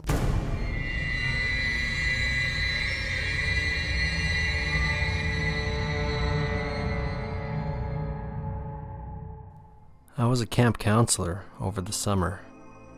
3 days into the camp, we took the kids on a nighttime hiking trip into a nearby forested hill.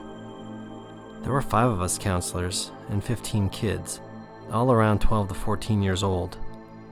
We'd only hiked for about an hour before coming across a clearing and setting up the fire. While it had gotten dark, the forest wasn't exactly daunting. Safe to say, it was looking to be a pretty uneventful night. I should note that at one point during the hike, one of the counselors, Mike, went to go take a piss in the trees, coming back about 2 minutes later. The only peculiar thing about this occurrence was that he went relatively deep into the woods, probably further than he really needed to. He probably just wanted to make sure that he was absolutely out of sight beforehand. This will be important. As we started cooking up some s'mores, the counselors and campers began telling spooky stories. None of them really stood out. That was until Mike began telling his. "All right, I've got a good one," he said. "So a group of counselors and campers go hiking one night at a summer camp." I rolled my eyes. He was going for that angle. But the kids seemed invested in it, so I just silently listened on. "They go up a small hill," Mike continued, "and then they sit down at a clearing and begin telling campfire stories. Everything seemed normal until one story was interrupted by a sound in the woods." He paused for a second, and right on cue, there was a rustle in some nearby trees. Okay, I thought. That was slightly clever. The kids seemed extremely tensed by this, but some of the other counselors were smiling, so I assumed they were in on it. So one of the counselors gets up to go check it out. He then gestured to one of the female counselors, Amy.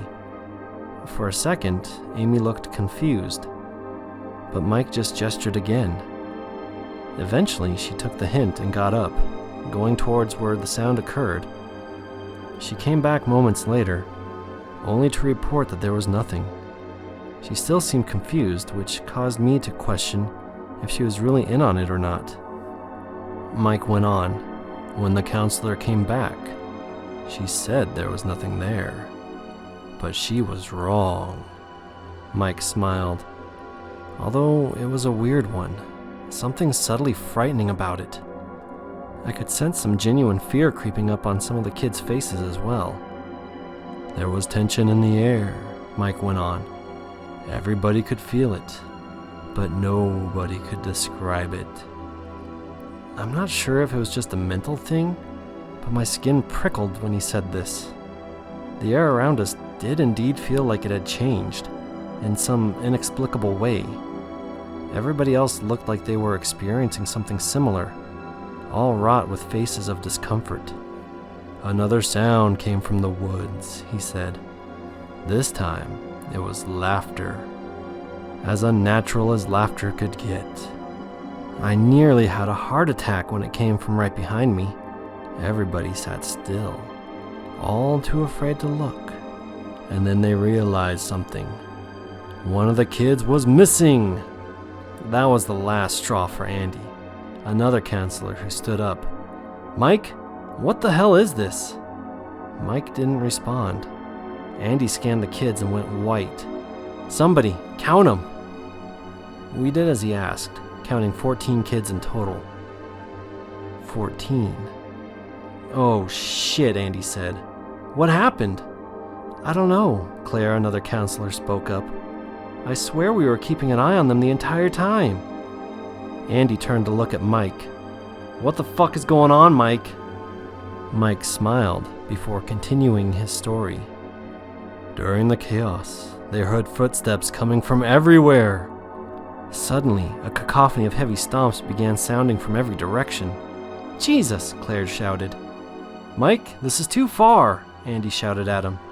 The kids had begun huddling together, fear plastered across their faces. Mike's face suddenly became serious. One of the kids was suddenly dragged into the woods, and Andy went to go chase after them. We heard a scream, and I turned around just in time to see one of the campers disappearing into the forest. I couldn't make out who or what had done it, though. Fuck! Andy yelled out before going after him. Mike let out a cold laugh. But Andy wouldn't get so lucky. Before I could do anything, Amy went after Andy as well. They were dating, leaving Claire and I alone with Mike. I got up, storming over to him and punching him square in the jaw. For some reason, I thought that if I could get him to stop talking, all the shit that was going on would stop as well. Now, I'd say that I'm a pretty strong guy, and I'd put just about everything I had into that punch. But Mike barely reacted to it, even though the strike stung my own hand like hell. Mike glanced up at me, his face still stuck in that obscure grin. The last two counselors. I turned the other way before he finished the sentence, rounding up the remaining campers and telling them to make a beeline out of there. Claire followed suit, and we began booking it out of the forest. We couldn't hear Mike, or whatever, following us, so I let myself breathe a bit. Still, I knew that this was going to be hard to explain once we got back. At some point, we saw a figure wandering out of the woods. I stopped in my tracks, not really knowing what to do. The figure groaned as it meandered its way into the moonlight. It was Mike? The actual Mike, I guess. His clothes were torn and his head was bleeding. His chest was also exposed, with what looked like some strange symbol carved into it. I don't remember what it was or what it looked like. He looked up at us before asking, "What happened?" in a shaky voice. Before I could respond, he passed out. I began running over to him, but stopped when I heard Claire scream. I turned around to see another camper being dragged into the woods. Fuck it, I muttered to myself, before yelling at the rest of them to keep going. We left Mike before bolting it the hell out of there. There was some more commotion behind us as we ran, with kids being dragged into the surrounding woods left and right. It couldn't have been helped. At a point, I could hear faint cackling coming from somewhere indistinct, but I knew who it was coming from. When we finally made it down the hill, my lungs were about to collapse. I looked back, seeing that there was only one remaining camper, plus Claire left.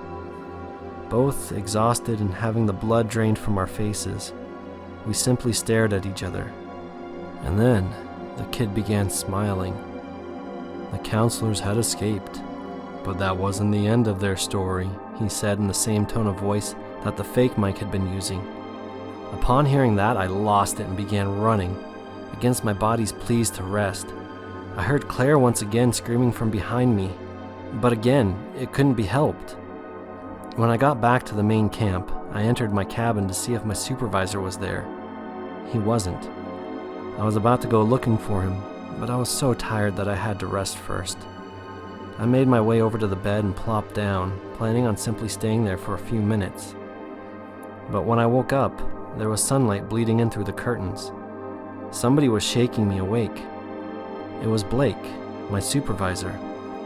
Come on, man, get up. Time for breakfast. Go shower first, though. Jeez. Wait, I said to him. I have to tell you something.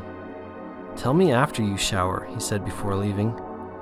I got up and chased him into the dining hall. What I saw there made me freeze. All the counselors and campers that had been on the hike, they were all there. Blake turned to face me. What'd you want to talk about? And where's Mike? I quickly scanned for Mike. I hadn't noticed that he wasn't there the first time. As I began stammering for an answer, the fake campers and counselors all turned to face me simultaneously. That left me at a complete loss for words. I ran out of there, got straight into my car and floored it. I didn't let myself breathe until I got back on the highway. I didn't want to think about the aftermath, about the implications of leaving a situation like this. I reached into my glove compartment for a pack of smokes, but I felt my hand touch something that wasn't there before. It was a tape recorder. I pulled it out, and against my better judgment, pressed play. A grainy, familiar voice began oozing out of the device. The last counselor thought that he'd gotten away, but little did he know, our paths would soon cross. Again.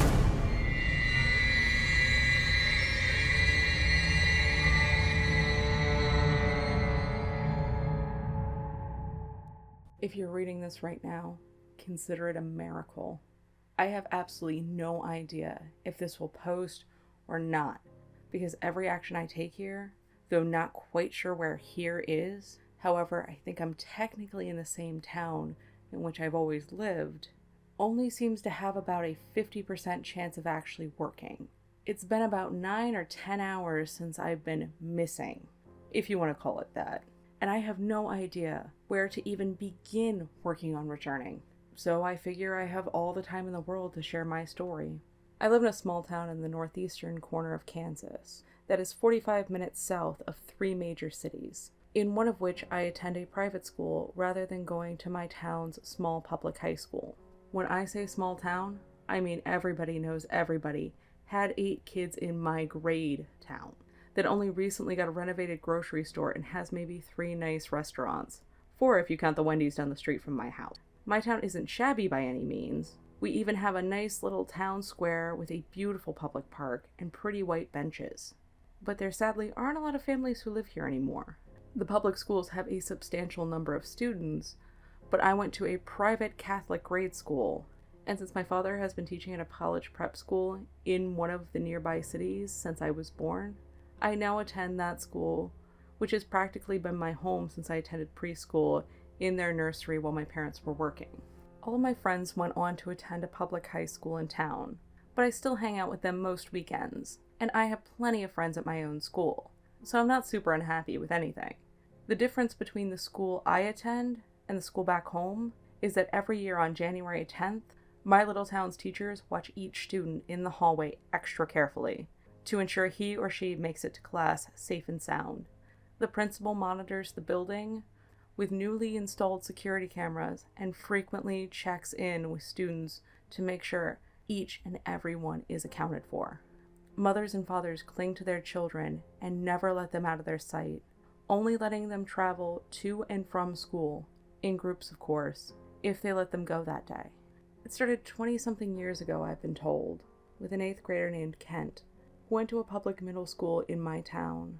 Though the woods aren't very dense and are located on the outskirts of town only, the story goes he somehow got lost in the woods a couple of minutes after school would have let out. His body was never found, even after a 3-month investigation, although the authorities did find a single notebook with his name written on it near the entrance to the woods he was most likely lost in. The very first incident is probably the most bizarre one, considering how it's nearly impossible to get lost in what could be the thinnest woods in the United States, in a town only a couple of miles wide. But it certainly wasn't the only. His parents eventually moved away because of the stress this town gave them, and other families started gradually doing the same. The following year, a 7th grade boy went missing from the same public middle school. He attended school the whole day, but when his parents came to pick him up, he was gone. Some of the teachers say they saw him step into a car that drove off towards where his house was located. But none of them were able to give a clear enough description of the car to police for them to figure out who it belonged to. Both of his parents drove silver-colored cars, and the car the boy stepped into was described as kind of silver. But other than that, not many people were paying attention to each car a child stepped into, since this was during a time when the town had a lot more residents and therefore a lot more children. After this, a senior in high school named Clarice was stopping for breakfast at an IHOP with her friends before school. Apparently she went to the restroom, and after several minutes had passed, her friends went to check on her and discovered that she had completely vanished. It wasn't until another 8th grade boy named Jonah went missing on his walk to school in the morning, people started saying, "Gee, we sure have a lot of missing persons these past few years." And others started responding, "Isn't it weird how these only happen on January 10th? Last year it was a sophomore girl who went to the public high school. Even though January 10th has caused widespread panic and several safety measures to be implemented, she never showed up for 6th period after going to the courtyard to enjoy lunch with her friends. But 2 years ago really gave me a shock. A girl I went to grade school with, yes, the only 8 per grade private school, named Christina, disappeared early in the morning before school, with her bedroom window showing signs of forced entry. Christina and I hadn't been best friends, but we were close due to the small size of our class. I hadn't hung out with her in 2 years, but the disappearance really hit too close for comfort. January 10th never really freaked me out like it did the rest of the town. I'm the only child in my family, so my parents had a close watch on me and had also instilled the strength of responsibility. And I went to a completely different school 45 minutes away from my town for most of the day. Most of the time I wouldn't even notice why everyone was so freaked out until later that night when we eventually got the sad news. Recently I've known every single person who has disappeared, and these events have hurt me deeply. But I've never been one of the conspiracy theorists who believes they are anything more than a coincidence. After people started to notice the strange phenomenon, people started moving away, fearing for their children's safety. Many older couples stay, since this seems to only happen to people from 13 to 18, but several other families with children also stayed because of the high quality of life, low cost of living, and extremely low crime rate in our town. When I was little, several journalists from nearby cities would come to report on the bizarre happenings on January 10th, but as this has been going on for quite a while, they've since stopped. Not many people talk about the day throughout the year, preferring to keep it in quiet so as not to create unnecessary paranoia or deter people from moving here. But when the day rolls around, you can pretty much sense how on edge the town is. My January 10th started out as normal as possible. From what I can remember, nothing was out of the ordinary. I woke up, ate some cereal, got dressed, and brushed my teeth. I never noticed anything strange or different that shifted from one moment to another. But as I was in the middle of putting on my makeup, a bottle of foundation in one hand and a tube of lipstick in the other, I hear my mom calling my name from downstairs.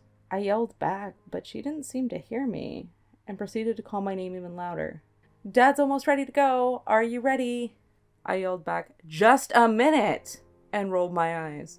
Still taking my time, but my mother didn't seem to hear me. Julia, she called, and soon my father started calling my name as well. Understandably, this made me pretty mad. Julia, she called, and soon my father started calling my name as well. Understandably, this made me pretty mad, as my door was already open, meaning their deaf asses should be able to hear me. So I barged out of my room and yelled, I said I'm coming! But no one acknowledged what I said, continuing to stare at their phones and occasionally call my name. I grabbed my phone from out of my shirt pocket and texted them that I would be down in a minute and please answer me like a human person as I stormed back in my room. Message not delivered. Huh? That's kind of weird. But it wasn't completely abnormal.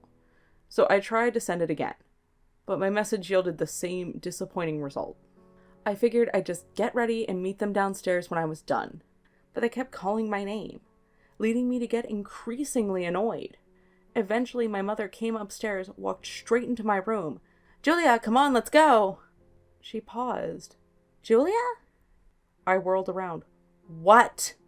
My mother began to slowly look around my room. Julia, where did you go? Are you using the restroom? Mom, I'm literally right here. Drop the act. I reached out to shove her. Damn, this woman's been working out. My mother's muscles were extremely tight, and she didn't budge an inch. She continued on for a good 5 minutes. I would continue to get annoyed and yell at her as she pretended to look around the upstairs floor for me. Tom, she called. She's literally not up here. I heard my dad disappear to the basement. Julia! At this point, my mother began to get frightened, and I thought she was going to hyperventilate. I laughed, thinking it was some kind of strange joke, so I tried to pick up a Kleenex box and throw it at her. But strangely, it wouldn't budge. It was as if the box had been glued to my desk and suddenly been fortified with the strongest material known to man. I tried to pick up other objects, but all had the same result. What the fuck is going on, Mom? She didn't hear me. I figured she'd snap out of it once I crossed the profanity border, right? My parents began to grow frantic. Tom, we gotta call someone! Mom, I'm right here. Just stop this. I have to work on a project before school this morning. My dad lunged for the landline. In an act of desperation, I flung my hand out and struck my father across the cheek. It was as if his face were made of metal. Ow, shit! Something seriously wrong was happening here. I ran back upstairs and tried to grab various objects. My laptop, backpack, lamp, faucet, soap, light switch, makeup wipes, mascara, all toiletries, everything on my desk. But somehow I could still pick up my foundation bottle, lipstick, and toothbrush. I shoved all of these items in my jacket and skirt pockets and ran back downstairs. My father was on the phone with who I assumed to be someone from the police department, and I considered the possibility that my parents weren't playing a cruel prank after all. I continued to yell and scream and pick up things, but nothing moved and no one heard me. I'm pretty sure I started crying out of frustration. After a few minutes, my parents opened the door to step outside and call for me, hoping I was still somewhere in the area. Figuring it wouldn't do any more harm, I dashed out the door, eager to see if I could touch anything outside. As I walked down the street, I pulled out my phone to see if I could call anyone else. Still had excellent cell service, but whenever I tried to call any of my friends or even 911, it simply would not work. I couldn't post to Snapchat or Instagram, but I could access my email, receiving only, no sending, and other websites.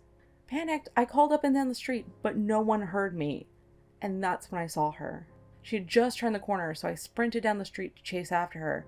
Christina! The girl who had not changed since I had seen her years ago looked absolutely shocked, almost as if she wasn't expecting anyone to see her. You're back! I cried, hugging her, delighted I could shake her and move her and interact with her. Christina looked at me with a sad look in her eyes. Oh, honey, no. I gave her a confused look. I came here to help with this year's then... She paused as my jaw dropped. It was January 10th. Christina, what the hell is going on? "Come with me," she beckoned. I had no choice but to follow her through town and into the outskirts. Along the way, she explained to me that everything I had experienced this morning was completely typical of January 10th, and was similar to what happened to the other 23 kids back at home when they disappeared. I was shocked.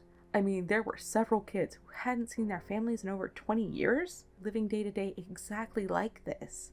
Christina assured me that time would pass differently the longer I stayed in this state. "What about these?" I asked her, showing her the contents of my pockets. "You likely had them on your person the exact moment you disappeared," she explained. "And good thing you kept your phone on you." I looked at it dejectedly. Will it even work? Christina smiled and pulled out her own phone, saying it had been stuck on 84% battery for the past 2 years. She could access the internet and post on websites that weren't directly related to the town or its people. And that gave me a glimmer of hope. "The internet really shocked the oldies," she said, but I was still wide-eyed looking around at my now distant surroundings. We eventually reached a clearing in the woods with a sturdy treehouse perched on one of the large trees. Jackson Sabeda was up here one Saturday in January. His parents went looking for him and never found him, despite him literally coming face to face with them. Turns out since he disappeared here, we can all use it. It's got a whole bookcase and everything. I'll show you. I saw kids my age sitting at the base of a tree reading books, chatting, or looking at their phones, which gave me a sense of relief. Jessie, the girl from last year, actually had her laptop on her, so we can use that. Christina explained that most of the kids with technology use it to reach out to the outside world for help or research on this phenomenon, and she encouraged me to do the same. So here I am, sitting in a treehouse, typing this on my phone and hoping that one of you can help us. So far we found out this happens to kids on January 10th in a small town near Alberta, Canada, but we also have no idea what the significance of the 10th is, or how it's even possible. We've made contact with a few professors at universities, but none of them live in Kansas or Missouri and can help us. The first few hours here were spent crying. I've met most of the kids here, and they're really nice and welcoming, but I really miss my family, and I don't know what's going on back at home. If anyone knows my school, or more importantly, my parents, tell them I don't know where I am, and please come get me. Especially since Christina almost forgot to mention the beasts that come out at night.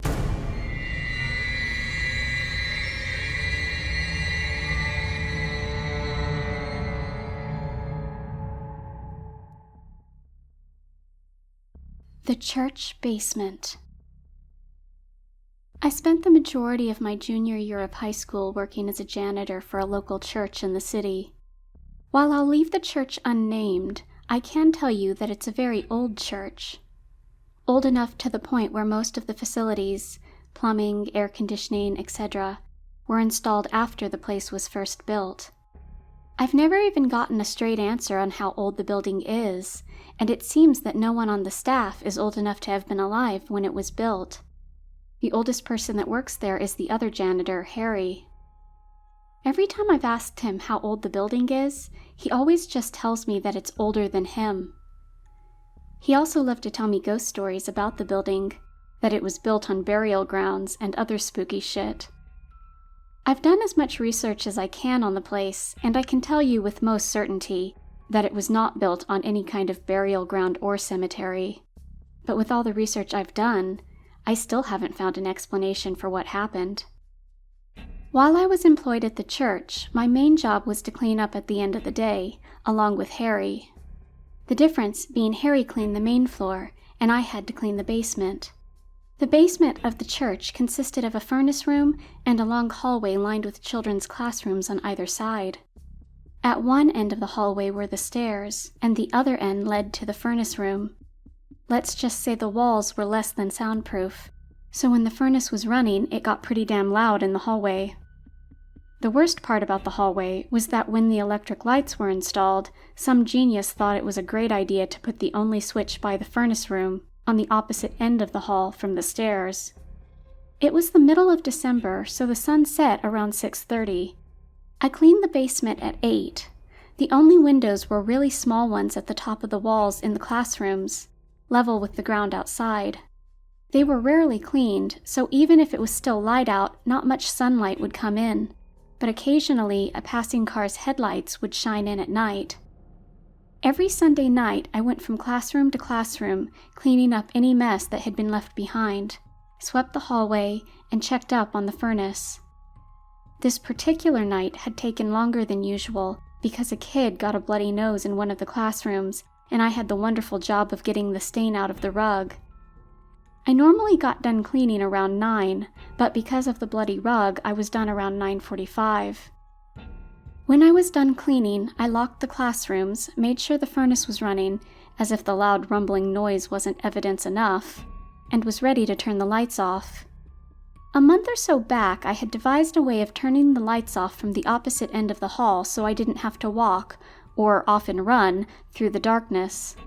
I got a really long piece of string and tied a loop at the end that I could then hook onto the light switch and pull from the other end of the hallway. It worked pretty well for the most part, but not this time. I had the string looped onto the switch, ready to pull it from the bottom of the stairs. As I pulled it and the lights turned off, something strange happened. Right as the hallway went dark, the furnace turned off. I was submerged in complete silence, and I got a bit startled at the sudden lack of noise. I mumbled a few expletives under my breath as I assumed the furnace had gotten fucked up somehow. I ran through all the reasons the furnace could have gone out in my mind, and decided that some circuit had blown or something from the lights being turned off. I wasn't much of an electrician, so that was the most logical thing I thought of. The electricity in the building was pretty shitty and cheap anyway. I started to pull the string back, but it went taut and wouldn't budge. I assumed it got caught on the switch, which I thought was weird because it had never gotten stuck before. I'd been using that trick for at least a month and had never had a problem with the string getting caught, and had especially never had the furnace turn off because of it. I pulled on the string a little harder to try and pull it loose. It gave for a second, then tightened again. Confused, I pulled it slower. It raised and lowered a bit as I pulled it, as if someone was holding the other end. I felt my heart drop into my stomach and was paralyzed for a bit before I came to my senses.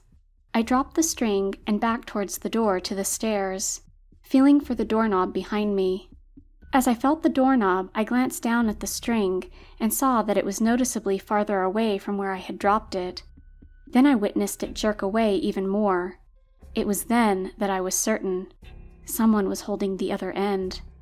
I wasn't alone in the basement.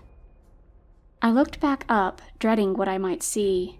I looked for a second, seeing nothing but darkness. Then I heard a car approaching the building, and its headlights pierced the dark and illuminated what I had hoped not to see. A gray figure dressed in raggy brown clothes, with dark hair that looked like dried seaweed covering most of his face. He had been looking down at the string that he was gathering into his hand.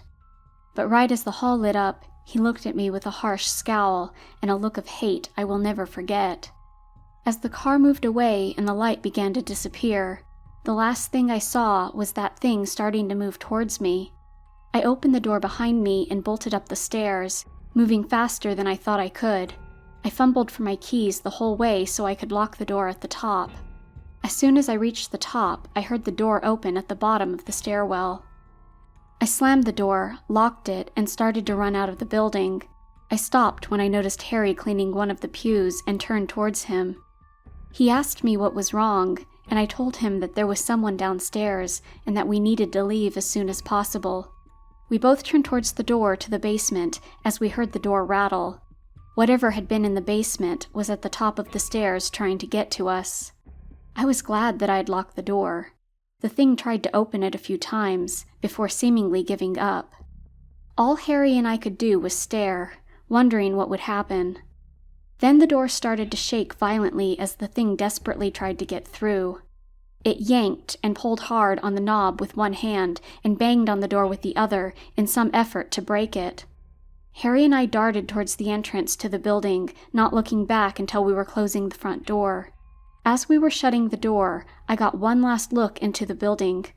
I heard the crunch of wood breaking, and I saw the thing emerge from the main hall from the basement door.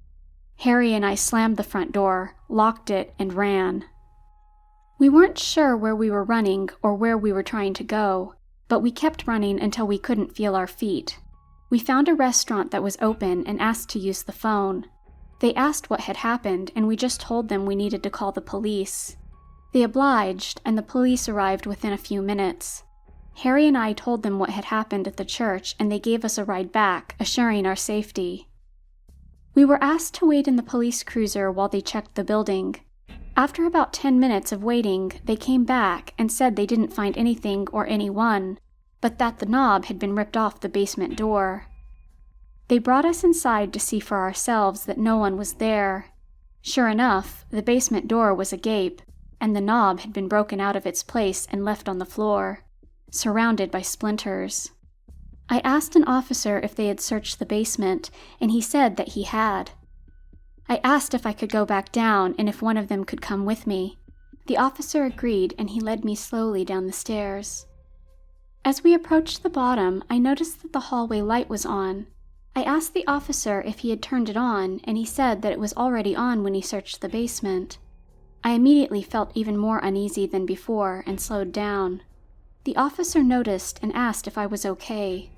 I told him I was fine, and I kept going. I tried to reassure myself that everything was fine, that whatever had been down here was gone. When we reached the bottom, I noticed that one of the classrooms at the end of the hall was open, and the light was on. I asked the officer if he had opened it.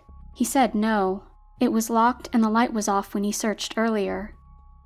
He took out his pistol and walked cautiously towards the room, and I stayed close behind him, looking over my shoulders every now and then and keeping an eye on the other classroom doors.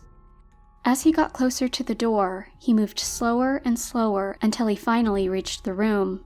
He held his gun, ready to shoot anything and anyone that was in that room, and peered inside. There was no one there. At first we thought there was nothing, but we felt a cool breeze and heard cars. We both noticed that the window at the top of the wall was broken. As I looked down from the window, I noticed something else. Bundled up on the floor below the window was my string.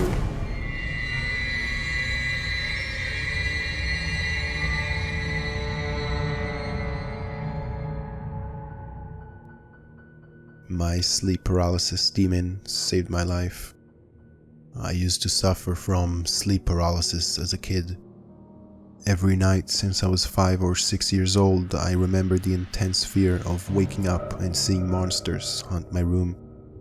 I could never move or make a noise, just lay there. I peed myself quite often. My parents thought I was making it up, and I was never able to see a doctor about it. It went away in my early teens and didn't really return until a few nights ago.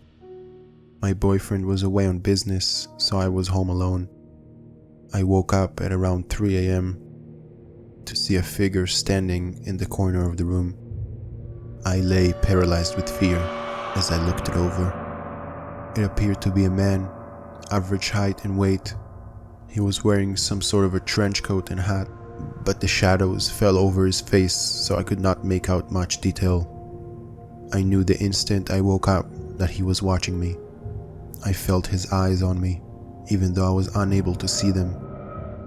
I closed my eyes, trying to will the figure to leave. When I opened them a few moments later, the figure was gone. I breathed a heavy sigh of relief and worked to calm my racing heart.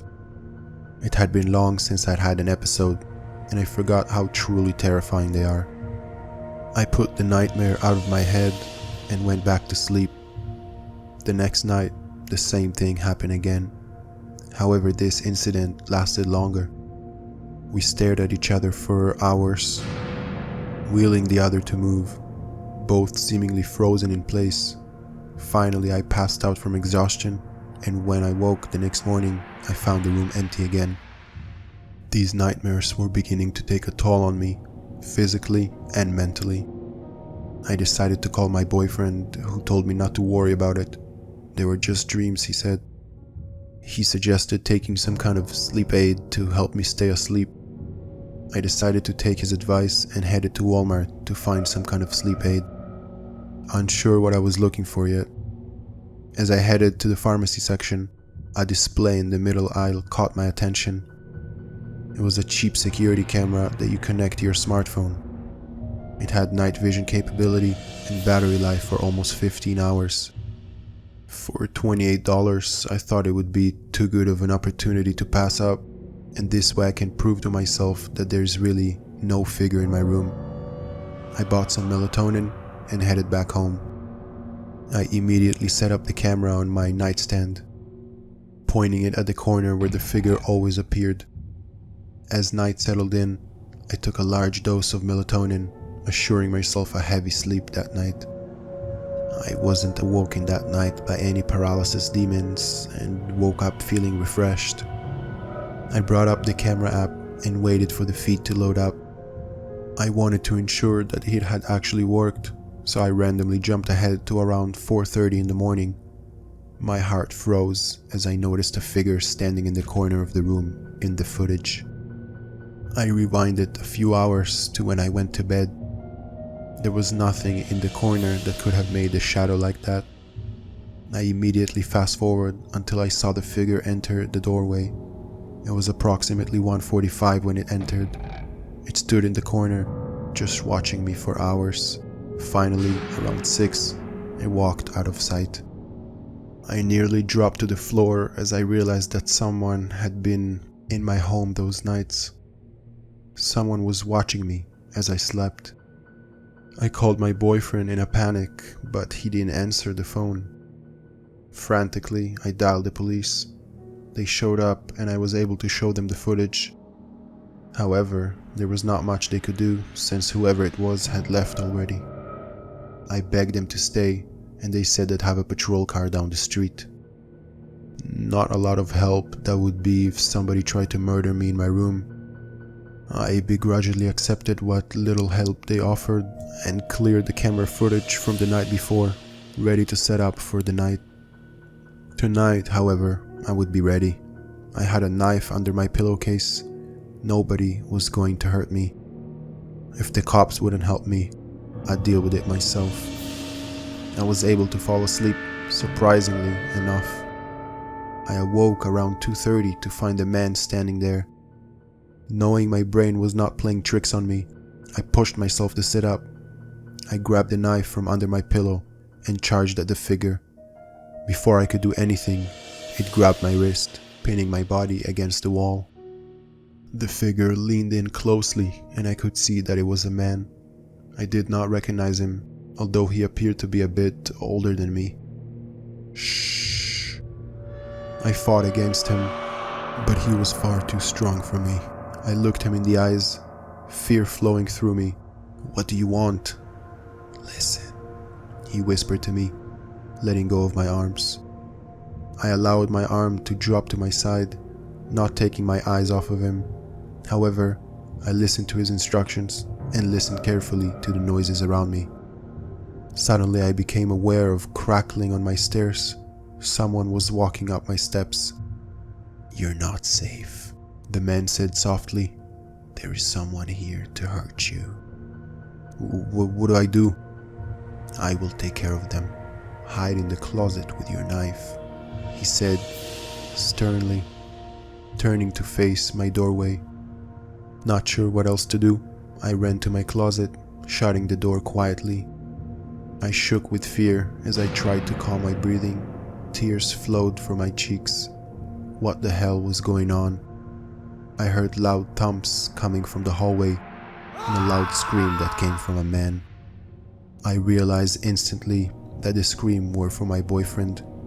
I threw open the closet and ran to the hallway, flicking on the light switch. My boyfriend lay on the ground, knocked out but alive. Immediately, I ran at the man from my room, knocking him to the ground, holding the knife to his throat, ready to kill him if necessary. "What the fuck did you do to my boyfriend?" He held his arms up in surrender and looked at me. "Please allow me to explain." I did not get off him, but nodded yes in agreement. "Make it fast." He sighed softly. Your boyfriend, he paid me to kill you. I jumped off of the man, shaking my head in disbelief. You're full of shit. He stood up and reached into his pocket, pulling out his phone. He showed me texts between him and my boyfriend, instructing him when and where to attack me. Then he showed me a bank transfer from my boyfriend's bank account. Why would he do that? I asked nearly breathlessly.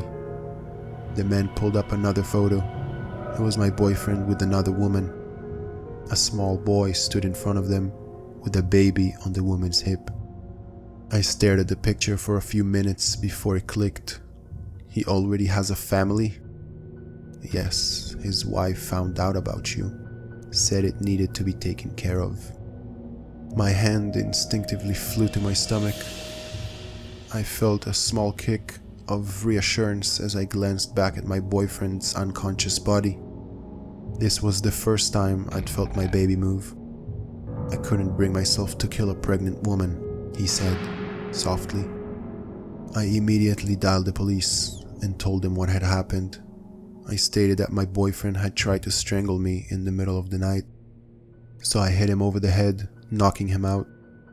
As the police took my boyfriend away, the man from my room smiled at me slightly.